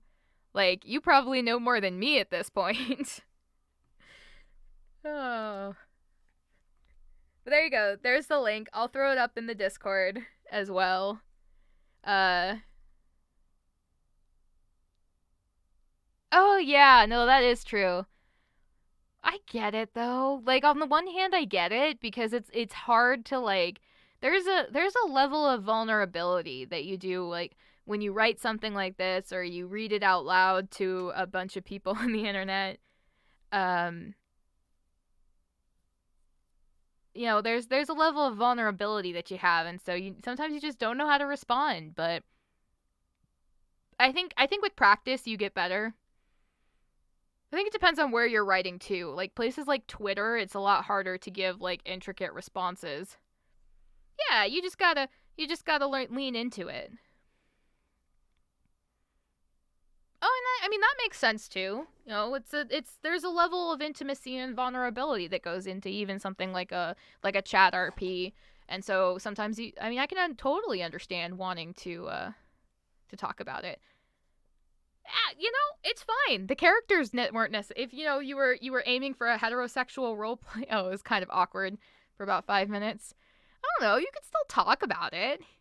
I don't know. Maybe it's because I'm a chick, and I'm admittedly omnisexual, so I'm kind of like whatever. So,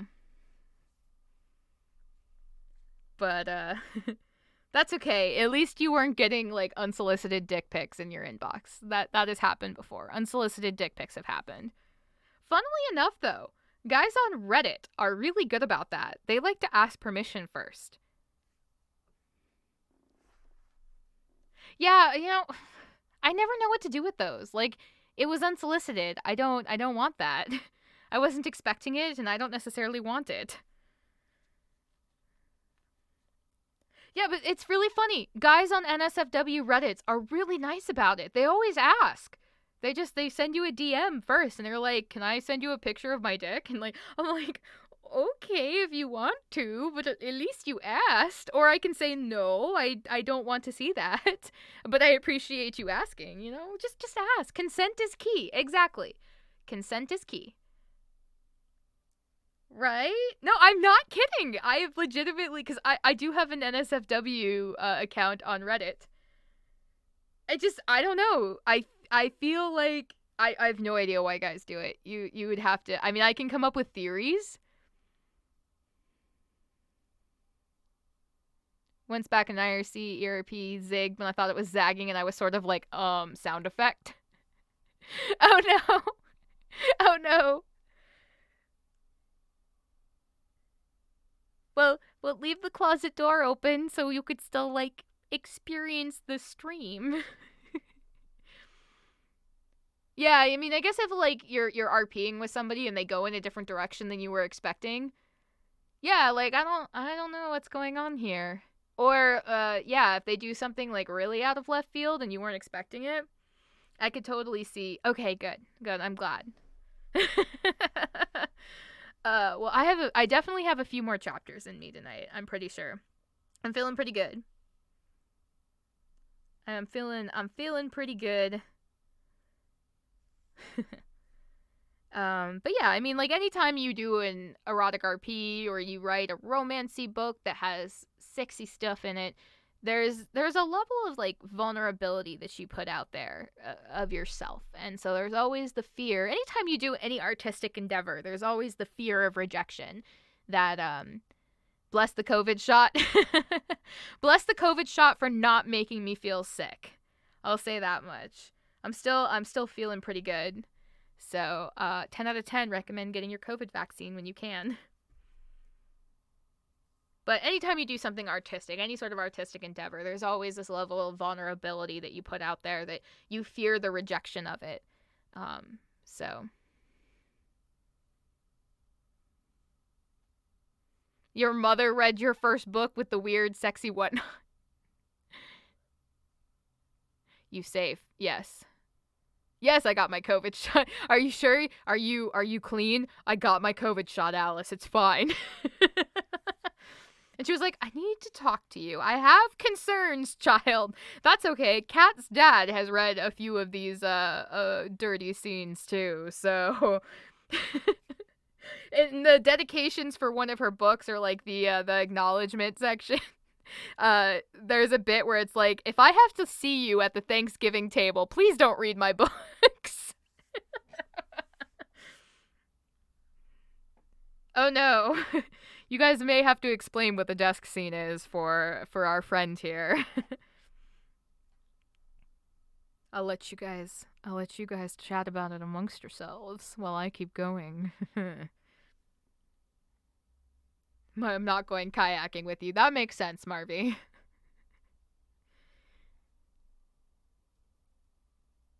You may not know the desk scene. They should explain the desk scene to you. But you're not interested, or you're not interested. Alright, I'm gonna keep going. You'll have to ask these lovely ladies to explain it to you. Chapter 13. When she got back to the carriage house, the rose in her hand, she was still shaking. Charles was there, waiting by the door, and the look on her face made him furrow his brow. What's wrong? She handed him the rose. He studied it before shrugging, not finding it terribly interesting. Pretty, but... He opened the card and read it. Oh, he sighed. Fucking flirt. You should talk. Must run in the family. She opened the door and unalarmed the panel. She put her stuff down on the table nearby and walked to the sofa, collapsing onto it. She put her head into her hands. Loki jumped onto the sofa next to her, and she reached out to pet him and say hello. Do you want me to throw it out? No, I don't want to piss him off. He means well, I think. I guess I know who made me the clock. I thought it was you. Sorry, I can't carve worth crap. This is so weird, like, weird beyond words. Oh no, I have to catch up with chat. Oh no. Oh my gosh, you guys. So there was this desk and this girl and this guy and a lack of gag reflex.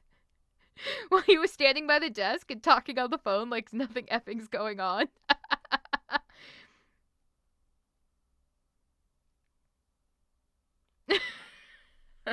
Oh boy, you guys. No, I don't want to piss him off. He means well, I think. I guess I know who made me the clock. I had thought it was you.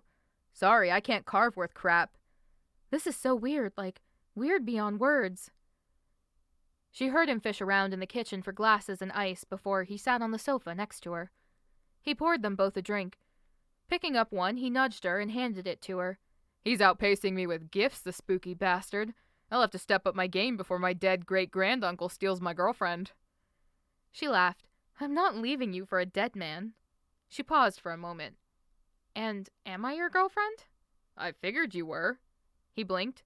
Aren't we dating? His face fell. Do you not want to be dating? He was so expressive. She leaned on his arm and sipped her drink. It was good bourbon, and it helped her nerves. I do. No, I was only curious. Charles wrapped his arm around her and sat back with her against him. I'm sorry. I guess I got my whole come on strong thing from him, along with my smoldering good looks. Leaning her head on his chest, she let her eyes slip shut. What do I do if he starts making moves on me? If you don't want him to, then tell him no. He'll listen. How are you so sure? When I was a kid, he used to terrorize me all the time. Loom in the corners of my room or move my things and do everything he could to scare the shit out of me. But when I told him to stop, he'd listen. Now. He paused as he tightened his arm around her. If you want the ghost to get frisky with you, that's another story. She laughed and poked him in the ribs. You'd get jealous. Probably. But what could I do that could come close to a ghost, huh? I bet he could do some kinky stuff. He grinned teasingly when she shot him a glare. What? You're awful. She lowered her head back down and sipped her drink, shutting her eyes. She let herself enjoy his presence, and the feeling of his arm around her calmed her down. I'm glad you're staying the night, though. Me too. The rest of the night went quietly. He was respectful of what she'd seen and that her nerves were pretty much shot. He curled into bed beside her, him in only his boxers, her in her pajamas, and cuddled up close to her. The feeling of the weight of his body next to hers and his arm draped over her swept away all her worries about a ghost with potentially illicit interests.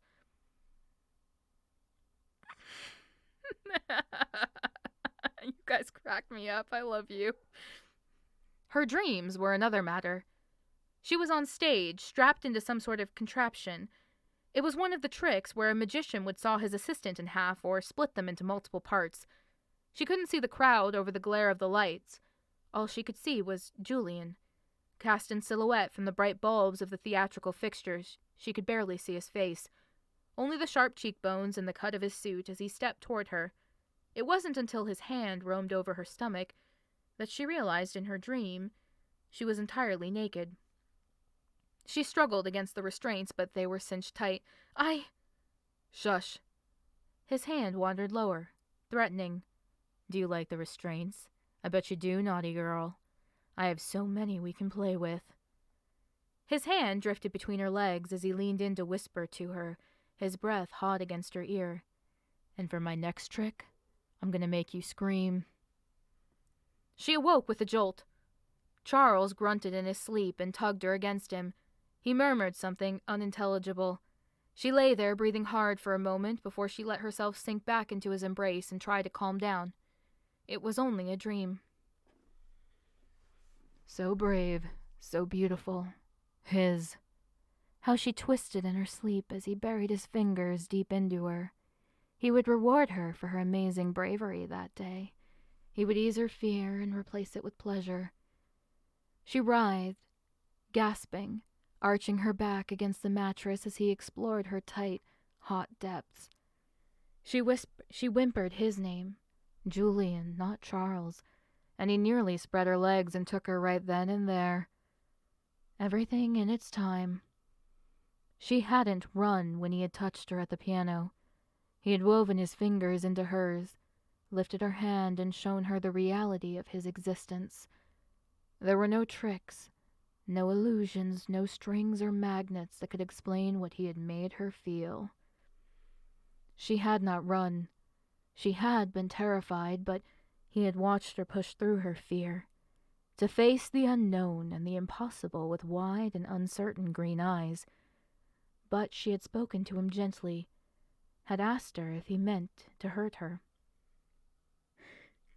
Oh, little rabbit, I will never hurt you.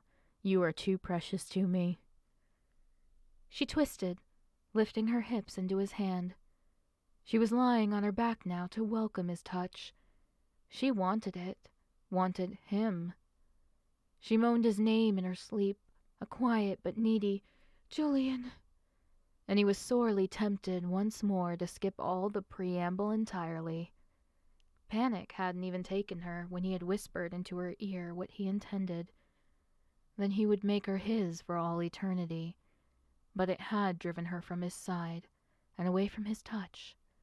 When he had shown himself to her, a ghoulish shade of himself, that was what had finally done the deed. Her scream had been so wonderful. Music to his ears, just as her gasps and whimpers were now as he touched her. Her clothes were no barrier to him. He could touch her as he wished, with or without what she wore. He would teach her that valuable lesson soon enough. He had never taken a woman like this.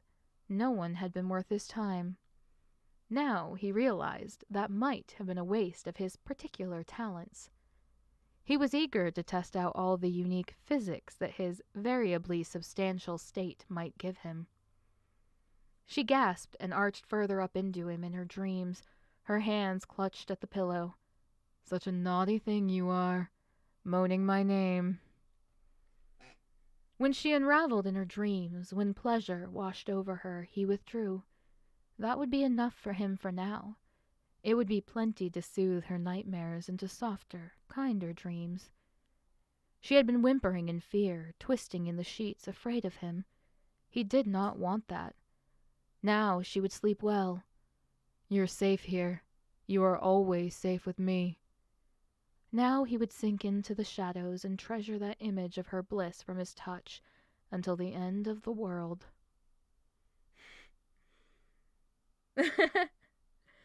I have no idea. I don't even know. Wow, I don't even know how to begin imagining having sex with either a male or a female ghost. When morning came, she woke up with a long yawn and an equally long stretch. She was alone in bed, but she heard the shower running downstairs. Charles had to work a typical 9 to 5, where her day started at 11. She remembered the nightmares, but she also remembered other dreams that seemed to push the fear away. She felt her face go warm in a blush. It must have been Charles's presence. The bed smelled strongly of cloves, but this time she didn't mind. She knew why. She got up, threw on a hoodie over her pajamas, and went downstairs to make breakfast. Scrambled eggs, sausage, and toast. Nothing crazy. When Charles came out of the bathroom in a towel, she caught herself staring. He grinned at her expression and winked. "Want me to drop the towel?" She laughed. "Don't want to burn the eggs." "Fair. Christ, the sausage smells amazing. I would have made you breakfast in bed, but I can't boil water."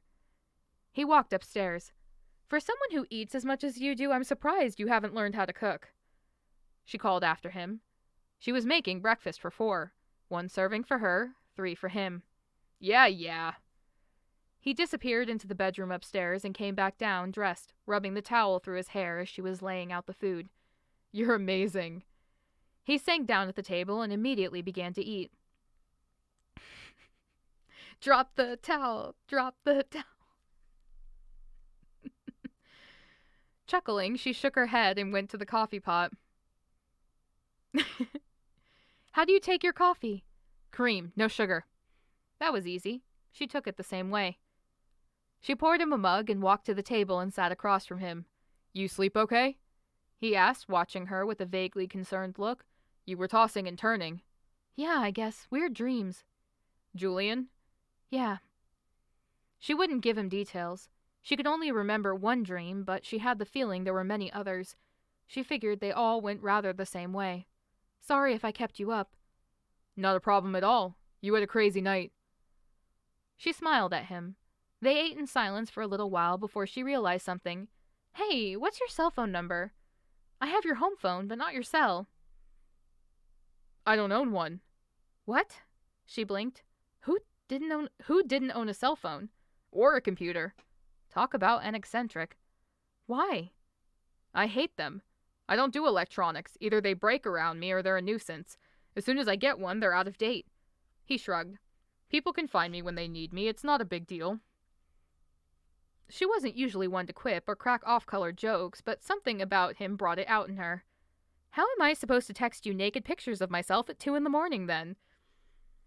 Nearly choking on his coffee, he hurriedly put it down. "I gotta go. I suddenly need to go buy a phone." He mimed getting up from the table, and she pulled him back down by the sleeve.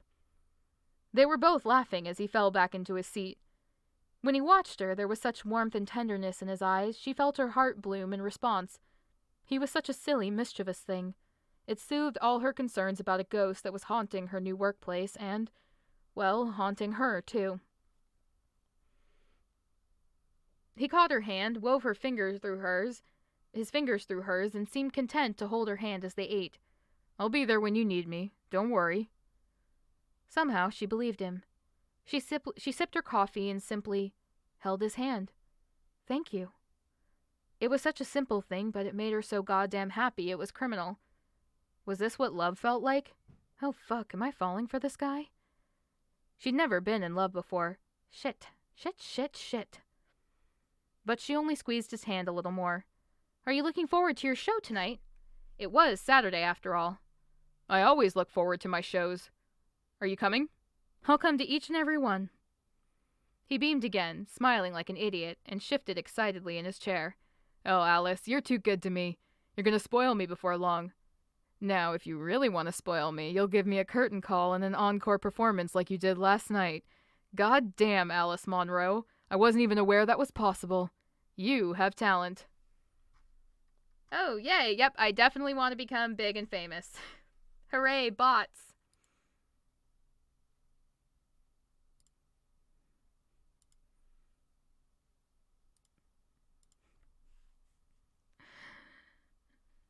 She should introduce her to sexting him. Yes. Yes, she should. God damn, Alice Monroe. I wasn't even aware that was possible. You have talent. She laughed and felt her face grow warm. I guess. I'm glad you don't make money off that skill. A pretty girl like you, a skill like that. I hear a lot of people make a living that way. Are you seriously implying I should have gone into porn? I'm saying I'd pay to watch what you did to me last night, and I'm grateful I got it for free. And he drew out the word for comic effect. I'm hoping you do it again tonight. You're impossible. That's what the poster says. He winked. And you like it. He lifted her hand to his lips and kissed her fingers. He nipped the side of her pointer finger. You really do. Don't deny it. Credit where credit was due. She did. She chuckled and stood from the table, moving to stand next to him. He swiveled in the chair to face her, and she stood between his legs, leaning down to kiss him gently. To kiss him, slowly, gently, but with as much passion and feeling as she could put behind it.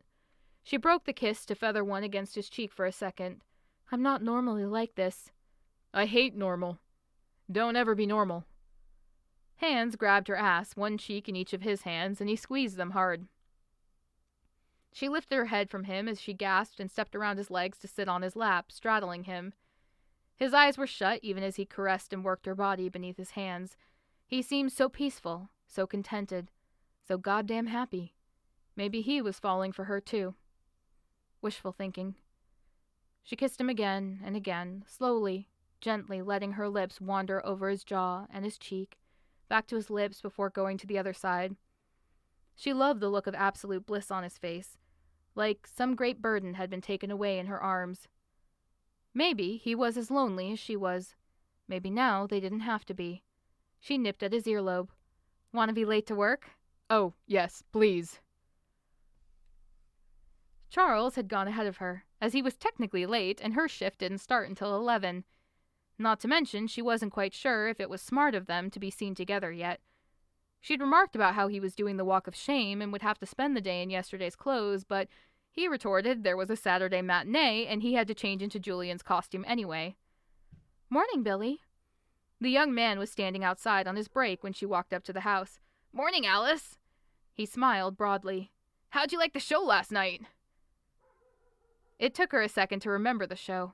So much else had happened that it was hard to remember that, oh right, that was the highlight for most people. I learned ghosts exist. I slept with my boss again, twice. I don't know which one is crazier. I loved it. He's amazing. Isn't he? I want to learn some of his tricks, but he said I haven't practiced cards enough. I'm working on them. Do you want to see? He fished a deck of cards out of his pocket. Sure, she chuckled. Such a sweet boy. She didn't really want to stand there and watch, but it was too awkward to say no. Sadly, she was early for her shift and didn't have an excuse. And so she stood there like a good little doobie and watched as Billy tried to do a few card tricks. He was okay. She only caught a few of his sleight of hand movements. Ta-da! He held up the 4 of diamonds. Was this your card? It wasn't. It had been the 8 of spades. She smiled and applauded. Wow, that was incredible! I'm not going to be the one to pop this kid's bubble. I'm not doing it. You really have talent. If you keep at it, I'm sure Charles will show you a few of Strande's tricks. You really think so? I do. I don't. Sometimes it was nicer to let people believe there was a Santa Claus. Although, learning that sometimes it didn't matter how hard you tried was a rougher myth to learn was fake. Everyone learned it one way or the other. Billy would learn it soon enough. Oh, He shifted from one foot to the other. You're new to the area, right? Yeah. Oh no. Where was this going?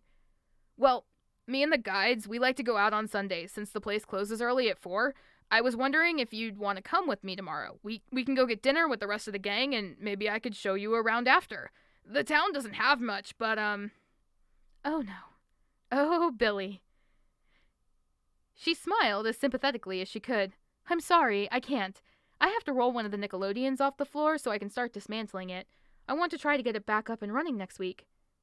That was an utter lie. Technically, she had tomorrow off. But with little else to do, and she didn't have a single thing to show for her first week on the job, besides screwing my new boss and meeting a ghost, she wanted to put in an extra day. And the idea of hanging around with a bunch of high school and undergrad college kids made her want to yak. Although some of them were lovely, they were the exception and not the rule. She met a girl named Greta who was going for her master's degree in history. She seemed like an actual human. The others were still blooming into being anywhere close to that. Besides, they were already treating her like she was a supervisor or like she was going to write them up every time she rounded the corner and found them playing Pokemon or something. Rain check then? Billy was undeterred, if disappointed. Totally. Lie. Next week then. Looking forward to it. Lie. She'd probably have to go and hang out with the staff eventually, and she would also have to gently let Billy down. But the longer she could push off the inevitable crushing of his, well, crush, the better. She could take every opportunity she could. See you later, Billy. Bye. Shaking her head, she walked inside. Today was busier than the previous one somehow, and she was eager to duck out of the crowds and head to the basement. Even if the workshop felt stranger than usual, it still felt odd and eerie and like someone was watching her, but now she knew someone was watching her. Passing the strange and mysterious piano, she paused to study it and chewed her lip. She knew it did something. She knew it was there for a reason, but she had no idea what it was. She shook her head, let out a wavering breath, and flicked on the lights to the workshop and started her day of work. No gifts today, thankfully. No notes, no sounds, no whispering touches of someone long dead. It was a quiet day, and after a few more solid hours of cleaning and sorting, the workshop felt usable.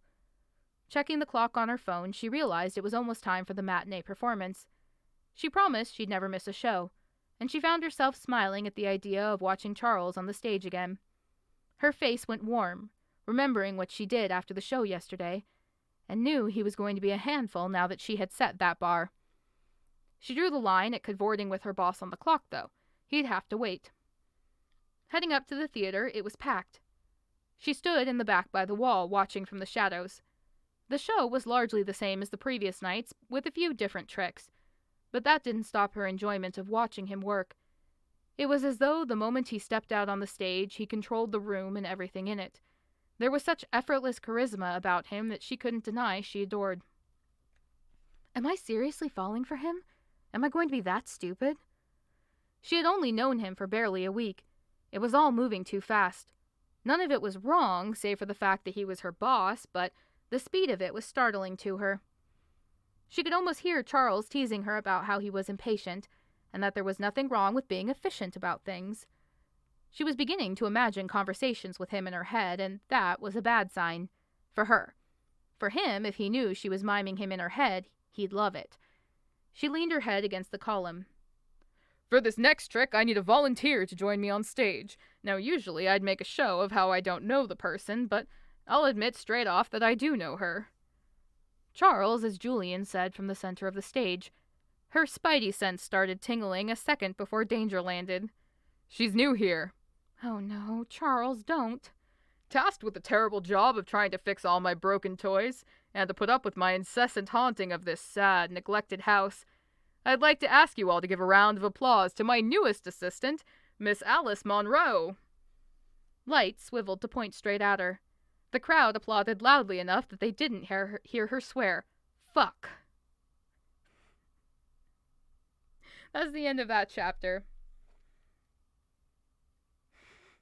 Screwing a ghost and meeting your new boss might be more fun. Oh no. Oh, come on, you guys. Don't hate Billy too much. He's just a kid. He's just a kid with a crush. Don't hate him so much. How we doing, guys?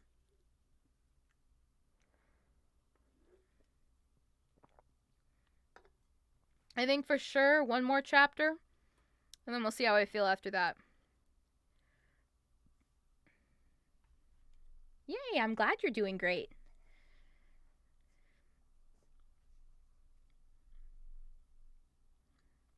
And an awesome, too. Fantastic. Yay. Chapter 14. No, no, no, please no. Too late. Everyone was staring at her. She smiled sheepishly at the crowd and shook her head. This is a big mistake. It's fine. Pick someone else. No, dear, I picked you. Come on now. Uncle Julian won't bite. Hard. Charles grinned fiendishly and the crowd laughed. Without any other choice but to turn. Or he might be lurking. I mean, there were a bunch of lovely ladies here. Chatting him up with their degen senses of romance novels. No, dear, I've picked you. Come on now, Uncle Julian won't bite. Hard. Charles grinned fiendishly and the crowd laughed. Without any other choice but to turn and run for her life, she walked down the aisle towards the stage. Putting every ounce of "you are going to pay for this shit later" that she could into her glare, she reached the edge of the stage and he offered her a hand up. He was still smiling like the Cheshire Cat as he hauled her onto the stage. The crowd applauded again, and she did everything she could not to look at them. I hate you. I know. He motioned toward a large, upright contraption on the stage. It was shaped vaguely like a T with a bit of it sticking up out of the middle. The frame was thin. It had a slit running down the center, as if something was meant to go through it. Judging by the straps, she knew what was going to happen. Come on, Alice. I really, really hate you. The front portion of the crowd laughed, hearing her commentary. She walked up to the thing on the stage and stepped onto the platform that lifted it from the decking. She turned to face the crowd and squinted against the lights. He lifted her arm and strapped it into one of the arms of the T, tightening the leather until she couldn't move her hand more than an inch. The other hand met the same fate. Then her ankles spread a little at the base. The last was a strap that went around her throat, keeping her head still. Fire coiled dangerously in her body. Oh my God. Now it was official. She was insane. This wasn't normal. This wasn't okay. This was turning her on. All the while, Charles had that proud, devious, evil, shit-eating expression on his face, as if he knew by looking at her what he was doing. Or he had suspected it from the beginning. Maybe it was her warm cheeks that gave her away. Comfortable, my dear? I really, really, really hate you. The crowd laughed. Now hold still. I'll do all the work. Don't go anywhere. Charles, or Julian to the crowd, turned toward the audience. He walked to a box that was on the small table. It was long and skinny, and out of it he pulled a rapier. It was long, thin, and wickedly sharp. Employees. Troublesome things, aren't they? Are there any managers of staff in the audience?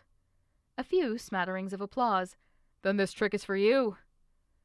Charles turned to her, brandishing the sword, and he walked up to her slowly. Music started. It was a vintage song set to an electronic beat, or rather one that was meant to sound vintage. She didn't know the singer, but she knew the lyrics crooning over the speakers were about a woman bemoaning what her lover did to her. Great. Wise ass.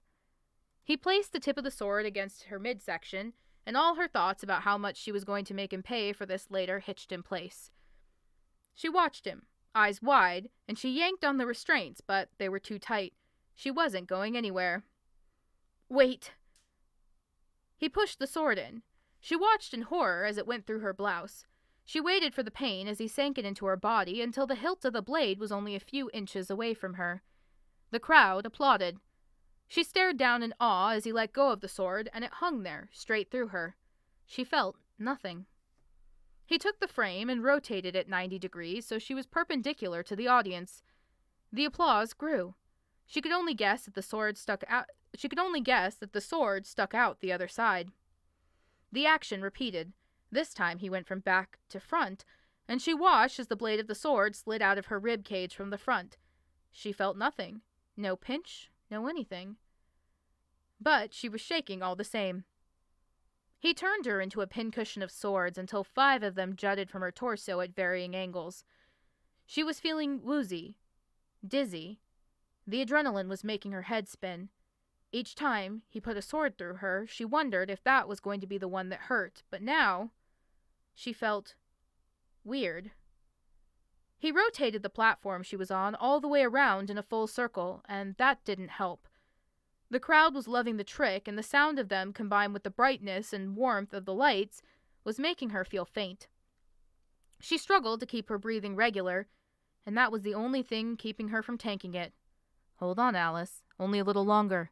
You're doing fantastic," Charles murmured to her, loud enough for her to hear over the music, but quiet enough that no one else could. He rotated the platform to face the audience, then began pulling the blades out of her one by one. Finally, they were all gone. When he finished, he leaned against the side of the contraption and pressed a little button on a box on his waist. Oh, his microphone. He could turn it on and off. "Are you going to be late to work again, Alice?" She glared at him. She had never been late to work, but judging by the laughter from the audience, it wasn't the point. But she shot him a withering stare, and the audience seemed to find that even better. "You want me to let you out now?" "Yes." Get me off this goddamn stage." "Say please." She sighed heavily. "Yes, please." All right, but you have to give me a kiss before I do." "What?" she exclaimed. The crowd howled with laughter. He leaned his head close to hers and tapped his cheek. "Right here." "I'm going to kill you." The crowd laughed. "Can't kill what's already dead, darling."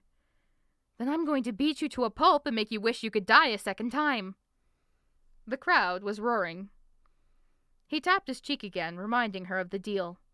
With a long, beleaguered sigh, she turned to kiss his cheek. At the last second, he whipped his face to hers, and she ended up kissing his lips instead. Laughter and applause nearly deafened her. The crowd loved the shtick. She knew she must be 47 shades of red, judging by how overheated she felt. He undid the straps holding her to the platform, and she eagerly stepped off it. "A round of applause for Alice!" The crowd cheered for her. For the trick, really. For the silly banter and his stolen kiss. She wanted to slap him so badly, but she'd save it for later. Walking off the side of the stage, she headed out back through the side door. She couldn't stay to watch his last trick.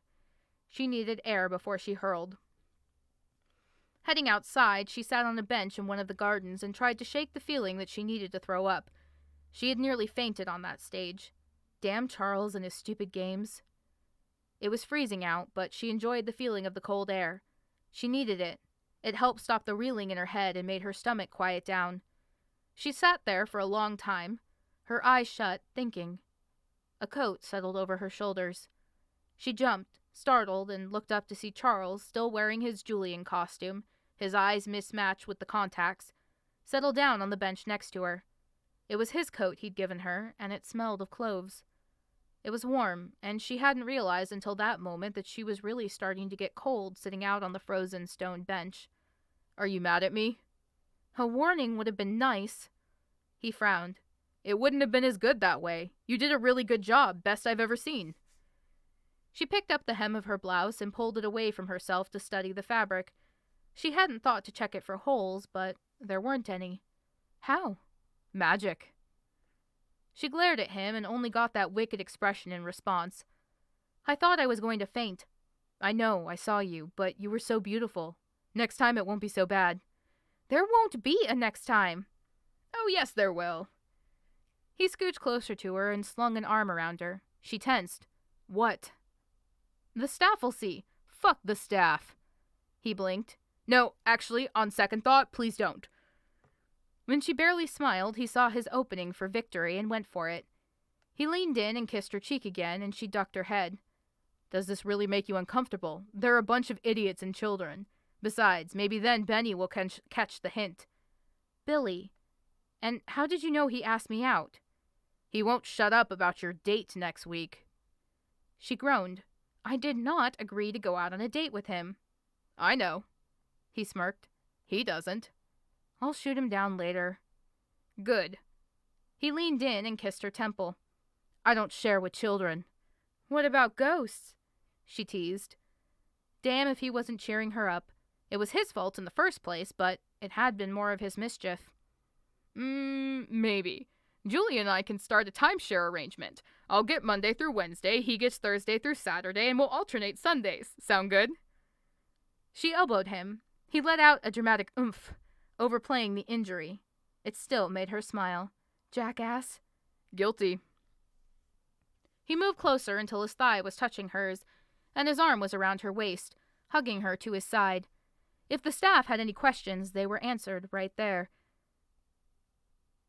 That wasn't how two people sat when they weren't getting to know each other, in the biblical sense.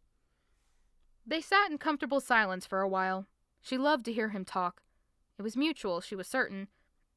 But it was the silences where she felt like they were connecting. A single snowflake drifted down from above, and she caught it in her palm and watched it melt. Looking up at the gray sky, she realized how threatening it had begun to look. Fishing out her phone, she flicked it open and went to her weather app. She whistled. What? Gonna get a doozy of a storm tonight. He sighed heavily. When does it pick up? 6. Supposed to get 1.5 feet of snow and more in the next few days. He shook his head. Might have to cancel the evening performance. You might be okay, but if you're heading home tonight, you should leave right after. If? His face lit up hopefully. Are you asking me to stay again? I'm only saying that if you are. She grunted at the shit-eating smile on his face, and she shoved him. He only squeezed his arm around her. Jackass. Already noted. He leaned in to give her a kiss on the cheek. Sadly, I should go home. Wearing the same clothes 3 days in a row is probably a little too trashy, even for me. Will you be all right on your own? She nodded. I'll do my walk around 11 as usual. I'll be fine. Tomorrow's my day off, but I'm planning on doing some work anyway. I need to wheel something off the floor to really get started on it. Why not fix it in place? I figured I shouldn't. Bah, who cares? Put up some stanchions so people don't muck with you. Work on things during the day. I bet the public would love to see a bit of the claptrap that goes on behind the scenes. You can be my newest exhibit. He leaned in to whisper to her. I can charge admission. I hate you. Nope, you don't. He placed another kiss against her, this time on the hollow of her ear, slower than before. It brought a rush of warmth over her.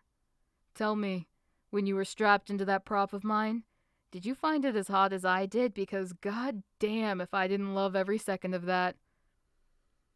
With the warmth that rushed over her cheeks and her silence, she knew he had his answer. He grinned against her cheek and turned her to look at him with the gentle press of skilled and sure fingers. His voice was a low, heady purr. Let's give the staff something to really talk about.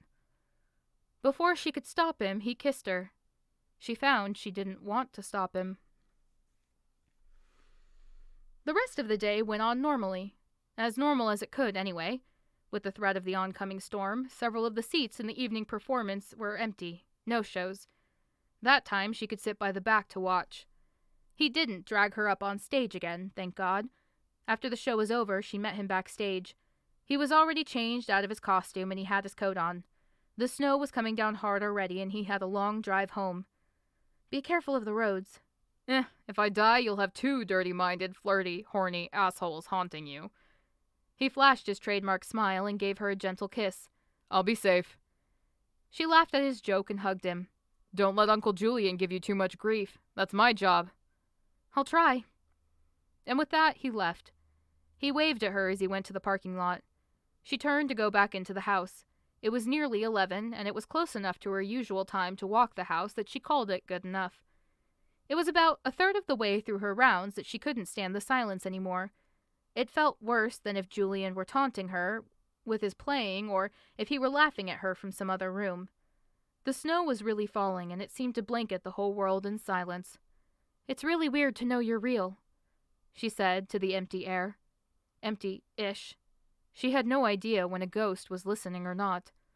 I'm still wrapping my head around it. I guess it's nice to know souls are real, so there's that. I'd ask you about the afterlife, but I'm pretty sure this is it for you. Silence answered her. I think I'm falling for Charles. Admitting it out loud felt strange. Good, but strange. Like most of this scenario. I'm sure you have mixed feelings about that. That was part of the reason she said it. To warn the ghost that she was spoken for. Between his threat that she belonged to him and the carved rose, She was worried she might be trapped in the center of the world's most bizarre love triangle. Thank you for the rose anyway, and the clock. They're both beautiful. She paused. Your nephew is a bit of a jerk, but he's a well-meaning, oddly sweet jerk. I wonder if he takes after you. He does. She jumped at the whisper in her ear and whirled. No one was there. Only the hallway with all its contraptions, baubles, and coin-operated oddities. She took a deep breath and forced herself not to panic. Ghosts were real. Julian was real. She shut her eyes, counted to 10, and then opened them again. A shadow stood in front of her. She squeaked and jumped back, nearly tripping over her own 2 feet. The shadow was translucent and intangible. When he reached for her, she drew back another step. A single spectral hand was reaching out for her, his palm up, asking for her to take his hand, to touch him. Wavering on the edge of the desire to run, she wasn't sure what to do. How many people in the world had ever had this opportunity before?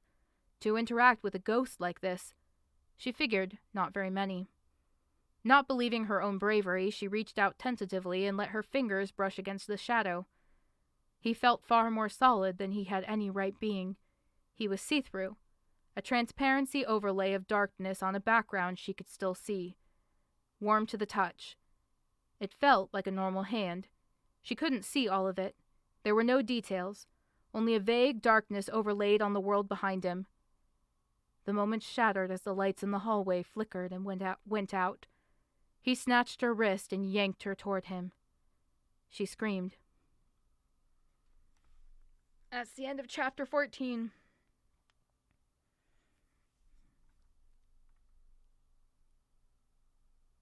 I think I have to call it there. My throat is starting to hurt. And it has been a little 2.5 hours-ish. My uptime is wrong on about 2.5 hours.